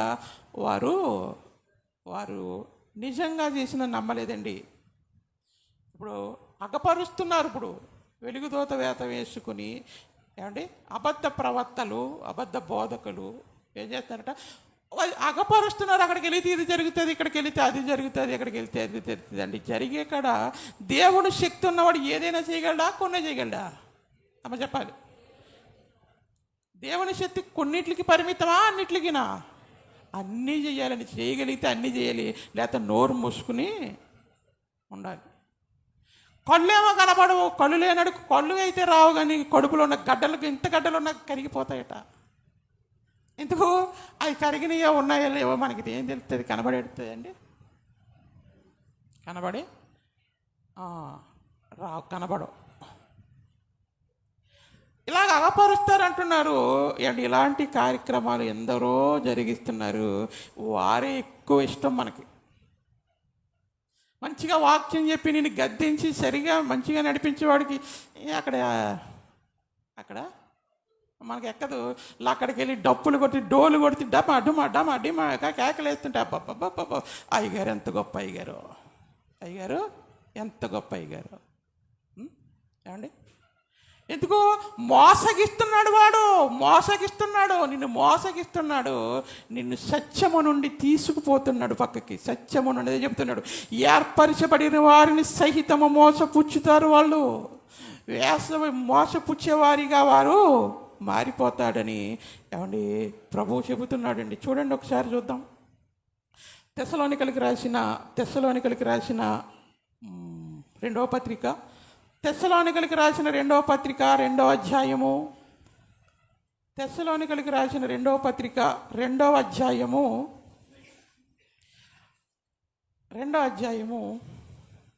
9 నుంచి చూద్దాం. 9 నశించుచున్నవారు ఏమండి నశింపబడుచున్నవారు సత్య విషయమైన ప్రేమను అవలంబింపకపోయిరి అంటున్నాడు. అమ్మ జాగ్రత్తగా ఉన్నది. ఏమంటున్నాడు ప్రభు ఇక్కడ? నశించుచున్నవారు తాము రక్షింపబడుటకై ఏమండి సత్య విషయమైన ప్రేమను వారు అవలంబింపకపోతున్నారు అంటున్నాడు ప్రభు. ఏంటట నశించిపోవడానికే ఇష్టపడుతున్నారు కానీ రక్షింపబడడానికి ఇప్పుడు కావలసింది ఏది? సత్య విషయమైన ప్రేమ. సత్యము నిన్ను నాశనానికి పోకుండా నిన్ను కాపాడుతుంది. కానీ ఆ సత్యానికి నువ్వు చోటు ఇవ్వకుండా, ఆ సత్యానికి నువ్వు స్థలం ఇవ్వకుండా, ఆ సత్యాన్ని నువ్వు స్వీకరించకుండా ఏమండి నిన్ను మార్చేస్తున్నాడు అంటున్నాడు ఇక్కడ. నశించిపోవడానికి సిద్ధంగా ఉన్నవాడికి నువ్వు ఎంత బోధ చెయ్యి, ఏడు బూడిదిలో పోసిన పన్నీరు వలె వాడి జీవితాలలో అస్సలకే మార్పు ఉండదండి. ఎందుకు? నాశనానికి వెళ్ళిపోవడానికి సిద్ధపడిపోయాడు వాడు. నేను నాశనానికి వెళ్ళిపోతాను, నిత్యము కాలిపోవాలనుకుంటున్నాడు తప్ప నేను మారిపోవాలి, దేవుని కొరకు బ్రతకాలి, నిత్య రాజ్యానికి వెళ్ళాలని ఆలోచన వాడికి ఉండనే ఉండదు. కాబట్టి ఏమంటున్నాడట, నశించుచున్నవారు తాము రక్షింపబడుటకై సత్య విషయమైన ప్రేమను అవలంబింపకపోయిరు గనుక వాని రాక. ఏమండి చూసారా, ఎప్పుడైతే నువ్వు సత్యాన్ని నువ్వు స్వీకరించడానికి ఒప్పుకోవో ఇప్పుడు నీలోనికి ఎవడొస్తాడు? దేవునికి ఎప్పుడైతే నువ్వు స్థలాన్ని ఇవ్వడానికి ఎప్పుడైతే ఒప్పుకోవో ఏమండి ఏమంటున్నాడు, గనుక వాని రాక అబద్ధ విషయమైన సమస్త బలముతోనూ నానా విధములైన సూచక క్రియలతోనూ మహత్కార్యములతోనూ దుర్నీతిని పుట్టించు సమస్తమైన మోసముతోనూ నశించుచున్న వారిలో సాతాను కనపరుచు బలమును అనుసరించి ఉందురు. చూసారా, ఆ సాతానుగాడు చెప్పినట్లుగానే బ్రతుకుతారు. ఎందుకు సత్యాన్ని స్వీకరించరు అండి. సత్యాన్ని స్వీకరించరు. ఏమైపోతారయ్య అంటే ఏమండి వాడిలోనే కొనసాగుతారు అంటున్నాడు. ఏమన్నాడు? ఇందు నిమిత్తము సత్యమును నమ్మక దుర్నీతి యందు అభిలాష కలవారందరూ శిక్షావిధి పొందుటకే అబద్ధమును పంపు శక్తిని దేవుడే వారికి చేస్తున్నాడట. ఎంత దౌర్భాగ్యం!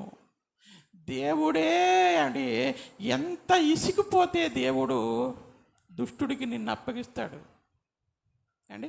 ఆయన కాపాడాలని తన కుమారుణ్ణి సిలువలో చంపుకున్న ఆయన ఇప్పుడు నిన్ను దుష్టునికి అప్పగిస్తున్నాడంటే నిన్ను బట్టి, నీ చేష్టలను బట్టి, నీ బ్రతుకును బట్టి, నీ ప్రవర్తనను బట్టి దేవుడు ఎంత ఇసుకుపోయాడో అండి. దేవుడు ఎంత ఇసుకుపోతే ఏమండి ఇలాంటి మాటలు దేవుడు రాయించాడంటారు అండి. ఎంత విసిగిపోయాడండి. సత్యాన్ని నమ్మక దుర్నీతిని నమ్మక సావు. ఏమంటున్నాడు? ఇక చచ్చిపో అనే దేవుడు నిన్ను ఏం చేస్తున్నాడంటే విడిచిపెడుతున్నాడు. ఎందుకు? సత్యమాన్ని నువ్వు నమ్మనప్పుడు, సత్యాన్ని నమ్మనప్పుడు ఇంకా ఏమంటున్నాడట, దేవుడే వారిని అప్పగిస్తున్నట్లుగా ఏమండి ఇక్కడ మనకి కనపడుతుంది. చూడండి 81వ కీర్తన 11వ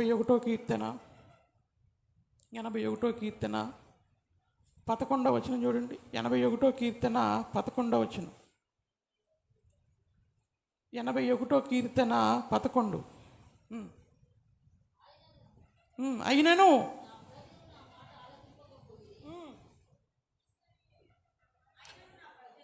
అయినను నా ప్రజలు నా మాట ఆలకించకపోయిరి, ఇశ్రాయేలు నా మాట వినకపోయిరి.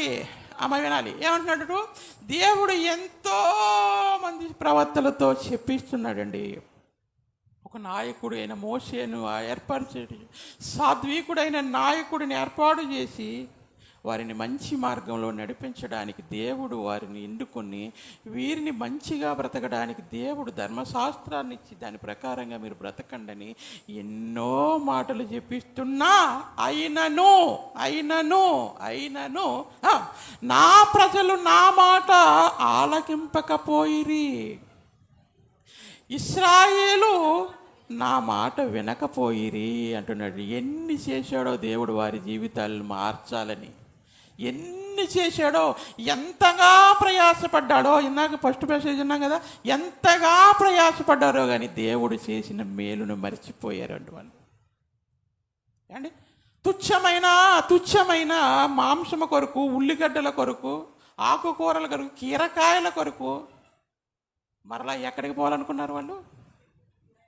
ఎక్కడికి పోవాలనుకుంటున్నారు అండి? ఎరుకో పట్టణము కన్నా దేవుడు తక్కువవాడు, ఎరుకోలో ఉన్న ప్రజల కన్నా మనం నడిపిస్తున్న దేవుడు శక్తి లేనివాడు అనుకున్నారు. దౌర్భాగ్యులు వాళ్ళు. ఎర్ర సముద్రాన్ని పాయలు చేసి నడిపించిన దేవుడు కన్నా ఇప్పుడు ఎవరు గొప్పవారు? ఎరుకోలో ఉన్నవారు గొప్పవారు. వారిని జయించలేము. ఇప్పటికి ఎక్కడికి పోవాలి? మరలా మనం ఐగుప్తు దేశానికి పోదాం అనుకున్నారండి వాళ్ళు. మారలేదు. అందుకంటున్నాడు 12వ వచనం, కాబట్టి వారు తమ స్వకీయ ఆలోచనలను బట్టి నడుచుకొనున్నట్లు వారి హృదయ కాఠిన్యమునకు నేను వారిని అప్పగించి తిని.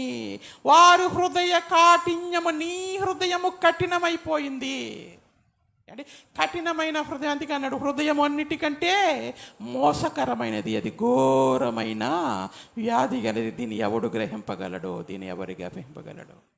ఎంత చెప్పినా నీ బ్రతుకు మార్చుకోకపోతే దేవుడేమంటున్నాడు? కాబట్టి వారు తమ స్వకీయ ఆలోచనను బట్టి నడుచుకొనున్నట్లు. ఇక దేవుని ఆలోచన ప్రకారంగా బ్రతకనప్పుడు, దేవుని ఆలోచనకు నీ హృదయంలో చోటు లేనప్పుడు నీ బ్రతుకు నువ్వు బ్రతుకు. దేవుడిచ్చిన ఆయుష్కాలం ఇస్తాడు ఆయన. ఎందుకు? ఆయన పక్షపాతి కాదు. నువ్వు ఇంకెక్కువ అధికమైన దుర్మార్గపు పనులకి చూసి నువ్వు పాడైపోతావు, నలుగురిని చెడిపేస్తున్నావు అనుకో, అప్పుడు తీసేస్తాడు దేవుడు. అప్పుడు నేను ఉంచడు భూమి మీద. కాబట్టి మీరు మీ ఆలోచన చెప్పున మీరు నడవడానికి ఏం చేశాడట దేవుడు? ఏమండి, వారి హృదయ కాఠిన్యమును నేను వారికి అప్పగించి తిని. అయ్యో నా ప్రజలారా, నా మాట వినిన ఎడల, ఇశ్రాయేలు నా మార్గమును అనుసరించిన ఎంత మేలురా. నేను మేలు చేస్తామని నేను వస్తుంటే నాకు చోటు ఇవ్వడం లేదు కదా. నేను మీకు మంచి చేద్దామని నేను ఎంతగా ఆలోచిస్తున్నా మీరు నాకు నా ఆలోచనకు చోటు ఇవ్వడం లేదు. మీ బ్రతుకులో నాకు నా మాటలకు విలువనివ్వడం లేదు. మీ ఆలోచన ప్రకారముగా మీరు బ్రతకాలనుకున్న బ్రతికే బ్రతుకుతున్నారు తప్ప నాకు చోటు, ఎన్ని మాటలు చెప్పినా నాకు చోటు ఇవ్వడం లేదు. కాబట్టి ఏమండి, వారిని భ్రష్ట మనసుకు దేవుడు వారిని ఏం చేయటమ్మా? భ్రష్ట మనసుకి దేవుడు అప్పగించేస్తున్నాడండి. దేవునికి చోటు లేని నీ జీవితము వ్యర్థం. ఏనమ్మా? దేవునికి నీ హృదయంలో చోటు ఇవ్వకపోతే, ఆయన నీకు మంచి చేయాలని, మేలు చేయాలని ఎప్పుడు నీ తలుపు తడుతున్నాడు. కానీ మనం ఏం చేస్తున్నాం? మనము దూరంగా పెడుతున్నాం దేవుణ్ణి దూరంగా పెడుతున్నాం. ఇప్పుడు ఎవరిని ఆహ్వానిస్తున్నాం? చూడండి, మత్తయి గారు రాసిన సువార్త 12వ అధ్యాయం. మత్తయి గారు రాసిన సువార్త 12వ అధ్యాయము. ఎంతమంది బాప్తిసాలు తీసుకున్నారు? అందరూ చేతుల్లో పెట్టండి. అందరూ అంటే తీసుకున్న వాళ్ళు. అందరూ తీసుకున్నారా? తీసుకుంటే ఇప్పుడు మీలో ఏమి ఉండకూడదు. ఎందుకు తీసుకున్నారు బాప్తీసం? బాప్తీసం ఎందుకు తీసుకున్నారు? మనం బాప్తీసం ఎందుకు తీసుకున్నామా? దేవుని కోసం బ్రతకడం. దేవుని కోసం బ్రతకడం అంటే చెప్పాలి. దేవుడి కోసం బ్రతకడం అంటే ఏంటి? ఆదివారం చర్చికి వస్తే రావాలి, లేకపోతే మానేయాలి, బయటికి వెళ్ళి మన ఇష్టానుసారంగా నీకు నచ్చినట్లుగా దేవుడు చెప్పినా వద్దురా అన్నా అది చేసినట్లుగా. అదేనా దేవుడి కోసం బ్రతకడం అంటే? ఏంటండి చెప్పాలి, నోరు తెరవాలి. దేవుడి కోసం బ్రతకడం అంటే ఏంటి? దేవుడు వద్దన్నది నీకు ఇష్టం లేకపోయినా, నీకు కష్టంగా ఉన్నా, ములిగినప్పుడు ఏమన్నావు, చావు ఎదురైనా, ఏ ప్రాబ్లం వచ్చినా, ఏ సమస్య వచ్చినా, ఏ ఇబ్బంది వచ్చినా నేను ఏమన్నాను? నేను తట్టుకుంటాను, క్రీస్తు కొరకు బ్రతుకుతాను అని ఏమండి నీ పాత జీవితాన్ని, మరి పాత జీవితం సమాధి చేస్తుంది, మళ్ళీ పాత లక్షణాలు కనబడకూడదు. ఇదిగో క్రీస్తులో ఉన్న మనము నూతన సృష్టి, పాతవి గతించెను, ఇదిగో సమస్తము కొత్తవాయని అన్నట్లుగా బ్రతకాలని బాప్తీసము పొందిన తర్వాత మనం ఏం చేయకూడదట, మరలా పాపిష్టి జీవితాన్ని జీవించకుండా ఇప్పుడు నీ హృదయంలో బాప్తీసం పొందకముందు ఏయేయో ఉన్నాయి, ఏయో వాటికి నిలయాలైనవి. కానీ ఇప్పుడు బాప్తీసం తీసుకున్న తర్వాత ఈ హృదయం దేవునికి ఆలయముగా మారిపోవాలి. చూద్దాం, ఇప్పుడు చూద్దాం. మత్తయి గారు రాసిన సువార్త 12వ అధ్యాయము 43వ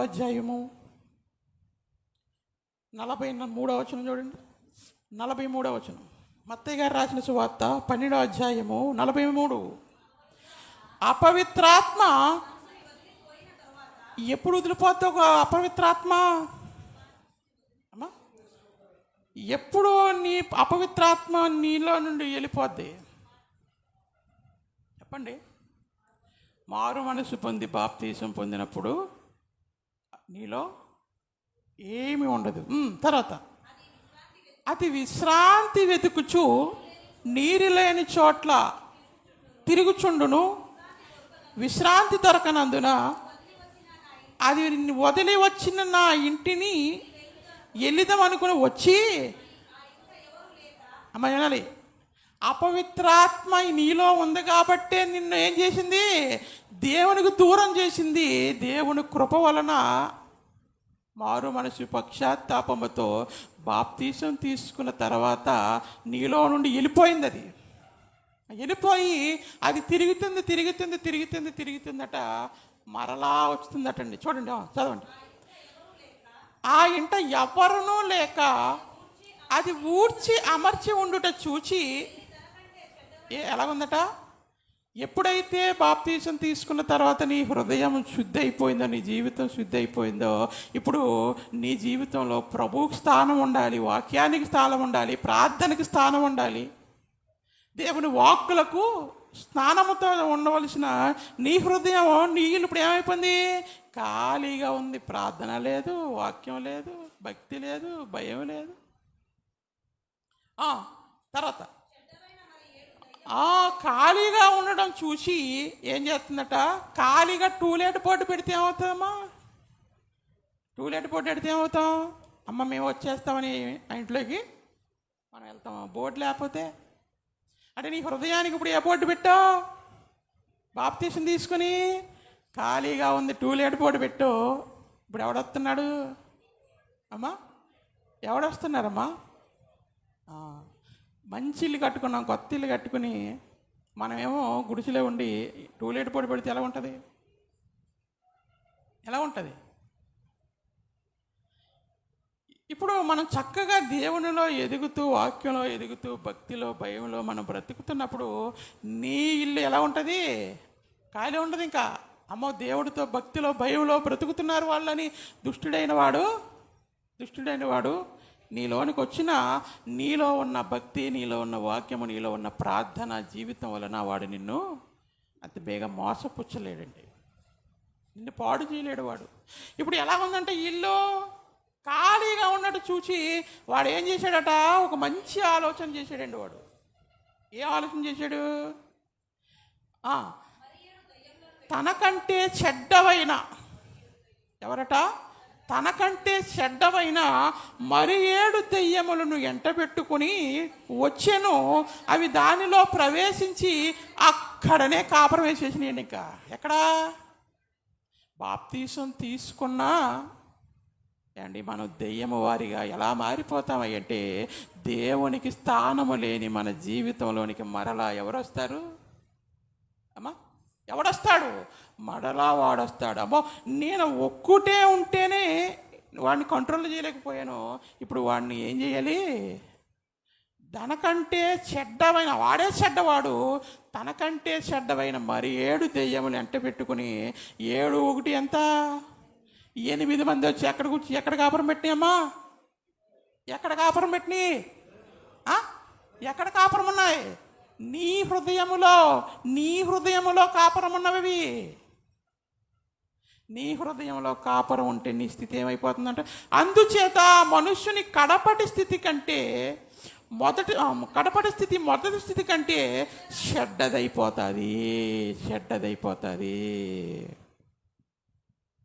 అప్పుడు సిగరెట్ కాల్చడమే అలవాటు ఉండేది, ఇప్పుడు జాయిగా మందు, తర్వాత అది ఇది అది ఇంకన్నీగా. అండ్ ఒకప్పుడు ఏమనేవారు, పలానా ఆయన తాగుపోతాడండి అనేవారు ఒకడిని, అంటే పలానా వాడు తిరిగిపోతాడు అనేవారు. ఇప్పుడు ఆ తాగుపోతాడు తిరిగిపోతాడు కూడా ఎక్కడ ఉంటున్నాడు, అందరిలో కనపడుతున్నాడు. అంటే ఏమైపోతున్నాడు, మనిషికి నానాటికి దుష్టుడు మనిషిని ఏం చేస్తున్నాడు, చెడును ఎక్కువగా తన హృదయంలో చెడు ఆలోచనలు ఎక్కువగా పోసి మనిషిని ఏం చేస్తున్నాడు, నీ స్థితిని చెడ్డదిగా మార్చేస్తున్నాడు. నీ జీవితం చెడిపోయేటట్లుగా నలుగురు వచ్చి అనేది అనే విధంగా అండి మన జీవితాలను వాడు మారుస్తున్నాడంటే ఎందుకు, మనం బ్రతికే బ్రతుకును బట్టి, మన ప్రవర్తనను బట్టి అండి. అంటే మంచిగా బ్రతికితే ఎవరేమంటారండి మనల్ని అనేవాళ్ళు కూడా ఉంటారనుకోండి, కానీ ఎక్కువ మంది ఏమంటారు, వాళ్ళు చాలా చక్కగా ఉన్నారండి, బాగున్నారండి. అదే మనం బాగా బతకకపోతే అండి ఏమంటారు, ఏం మనుషులండి బాబు వాళ్ళు, అలాంటి వాళ్ళు ఏంటండి, ఇలాంటి వాళ్ళు ఎప్పుడు అదేనండి, ఎప్పుడు అదే పరిస్థితులండి, వాళ్ళ మార్పు ఉండదండి అని నలుగురు నోట్లోని మనం ఉంటామండి. ఎందుకు ఈ లక్షణాలు వచ్చినాయి అంటే, ఏమండి మనము బాప్తీసం పొందిన తర్వాత మనం ఏం చేయాలి, దేవునికి మన హృదయంలో చోటు ఇవ్వాలండి. దేవునికి హృదయంలో చోటు ఇవ్వనప్పుడు మన జీవితాలు బాగోవండి. యేసుక్రీస్తు ప్రభువారు మరి మన వాళ్ళ తమ్ముడు గురించి ఆయన రాసిన మాటలు మనం మీటింగ్లో ఆలోచించాం కదా, ఎవరైనా అండి, వెరీ గుడ్, యూదా గారు ఎవరు, యేసుక్రీస్తు ప్రభువారి సహోదరులండి వాళ్ళు. యాకోబు గారు యాకోబు పత్రిక రాసింది ఒక తమ్ముడు, యూదా పత్రిక రాసింది ఒక తమ్ముడు. ఎప్పుడు యేసుక్రీస్తు బ్రతుకున్నంత కాలం యేసు ప్రభు వారికి చోటు లేదండి. చూడండి ఒకసారి యోహాను సువార్త, ముగించుకుందాం ఇక. యోహాను సువార్త 7వ అధ్యాయము, యోహాను సువార్త 7వ అధ్యాయము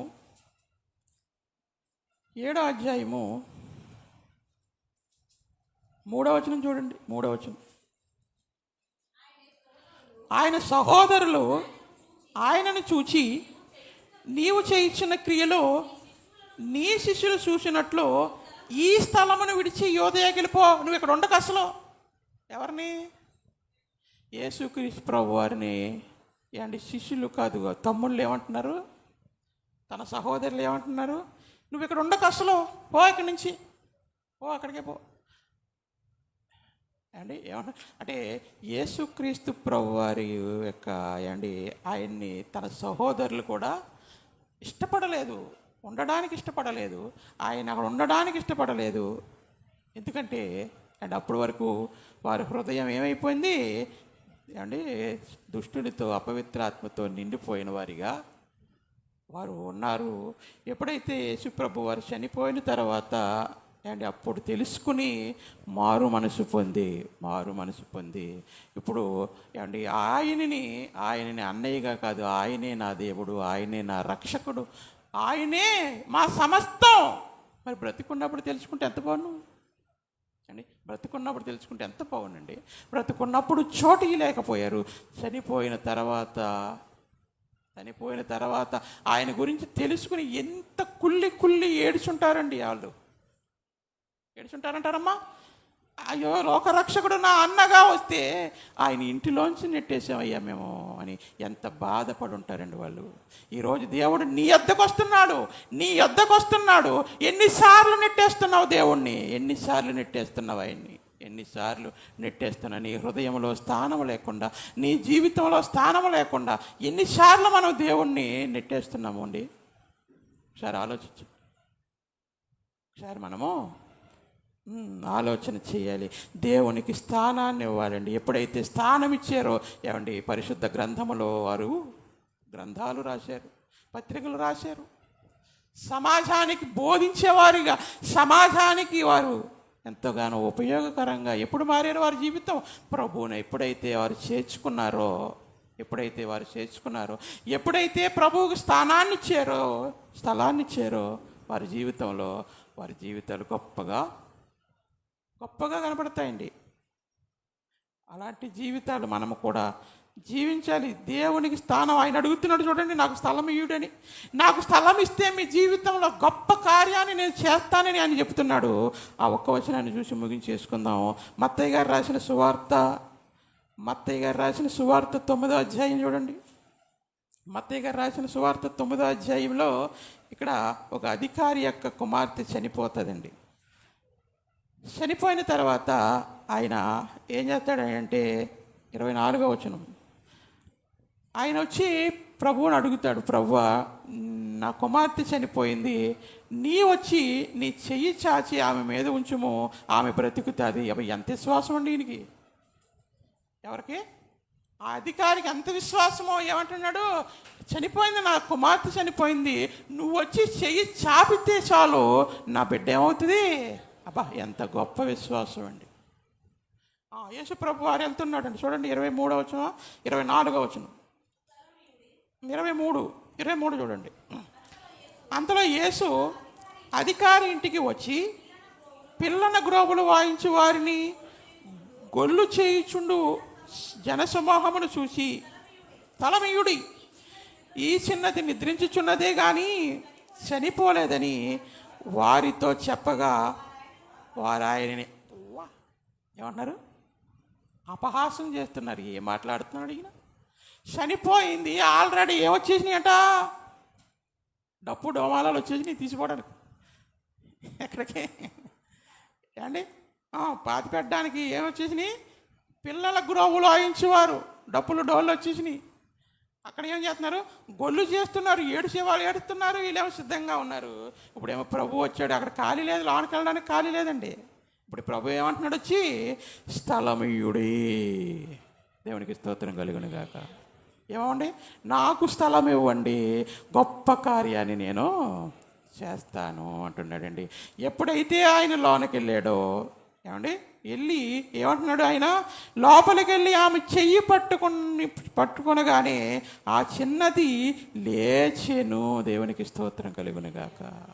ఏమైందట, చనిపోయిన కుమార్తె ఏమైందమ్మా, లేచి నిలబడింది. ఆ అధికారికి దేవుడంటే ఎంతో నమ్మకం. ఆయన హృదయంలో ప్రభువుకు చోటిచ్చాడు కాబట్టి, అయ్యా నా కుమార్తెను ఎలాగైనా బ్రతికిస్తావు, ఆ శక్తి నీకుందని ఆయన నమ్మాడు. ఎప్పుడైతే ఆ స్థలానికి వచ్చాడో ఆయన, ఏం జరిగిందమ్మా, చనిపోయిన బిడ్డ ఏమైంది, బ్రతికిందండి. అదే అన్నాడు, నా యందు విశ్వాసం ఉంచువాడు చనిపోయినను మరలా బ్రతుకుతాడు, బ్రతికి నా యందు విశ్వాసం ఉంచువాడికి ఎన్నటికీ చనిపోడు. అంటే పాపముల చేత అపరాధముల చేత చచ్చిన మనలను ఆయన నీ జీవితంలోనికి వచ్చిన వాళ్ళని ఏమయ్యావు, నువ్వు బ్రతికేవు.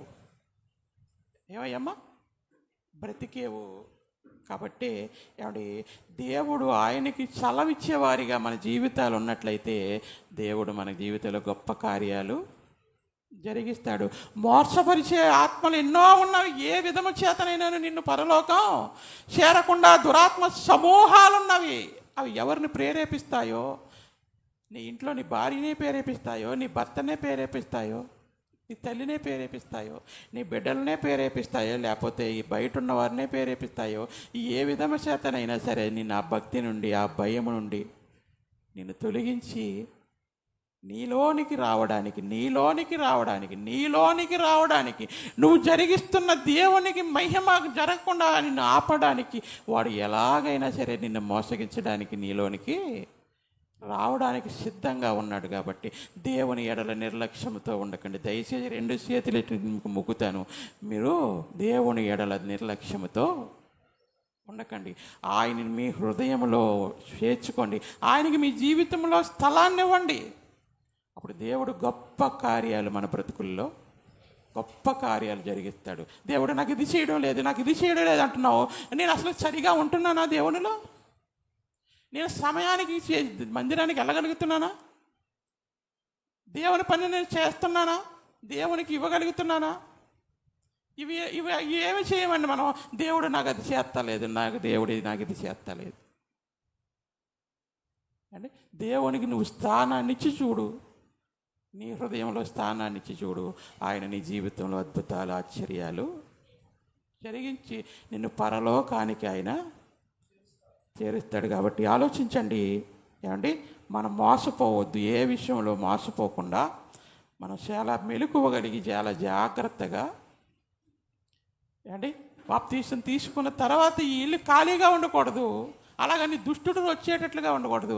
వాక్యం ద్వారా, ప్రార్థన ద్వారా ఏమండి మన జీవితాన్ని చక్కగా భయంతో భక్తితో మనం కనపరుచుకుంటే చక్కగా దేవుడిలో మనం కొనసాగుతాం. అటు ధన్యతను దేవుడు మనందరికీ అనుగ్రహించును గాక.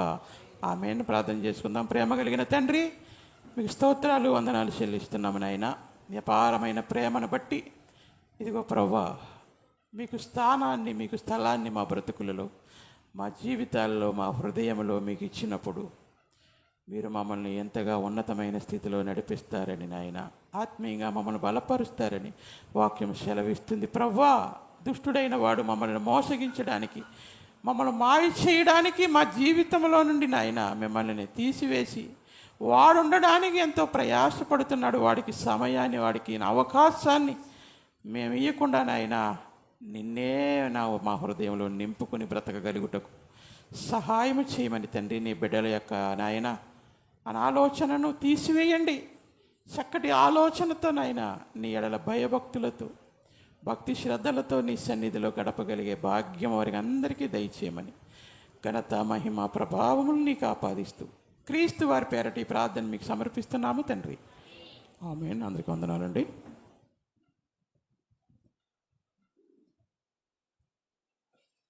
మంచిదండి.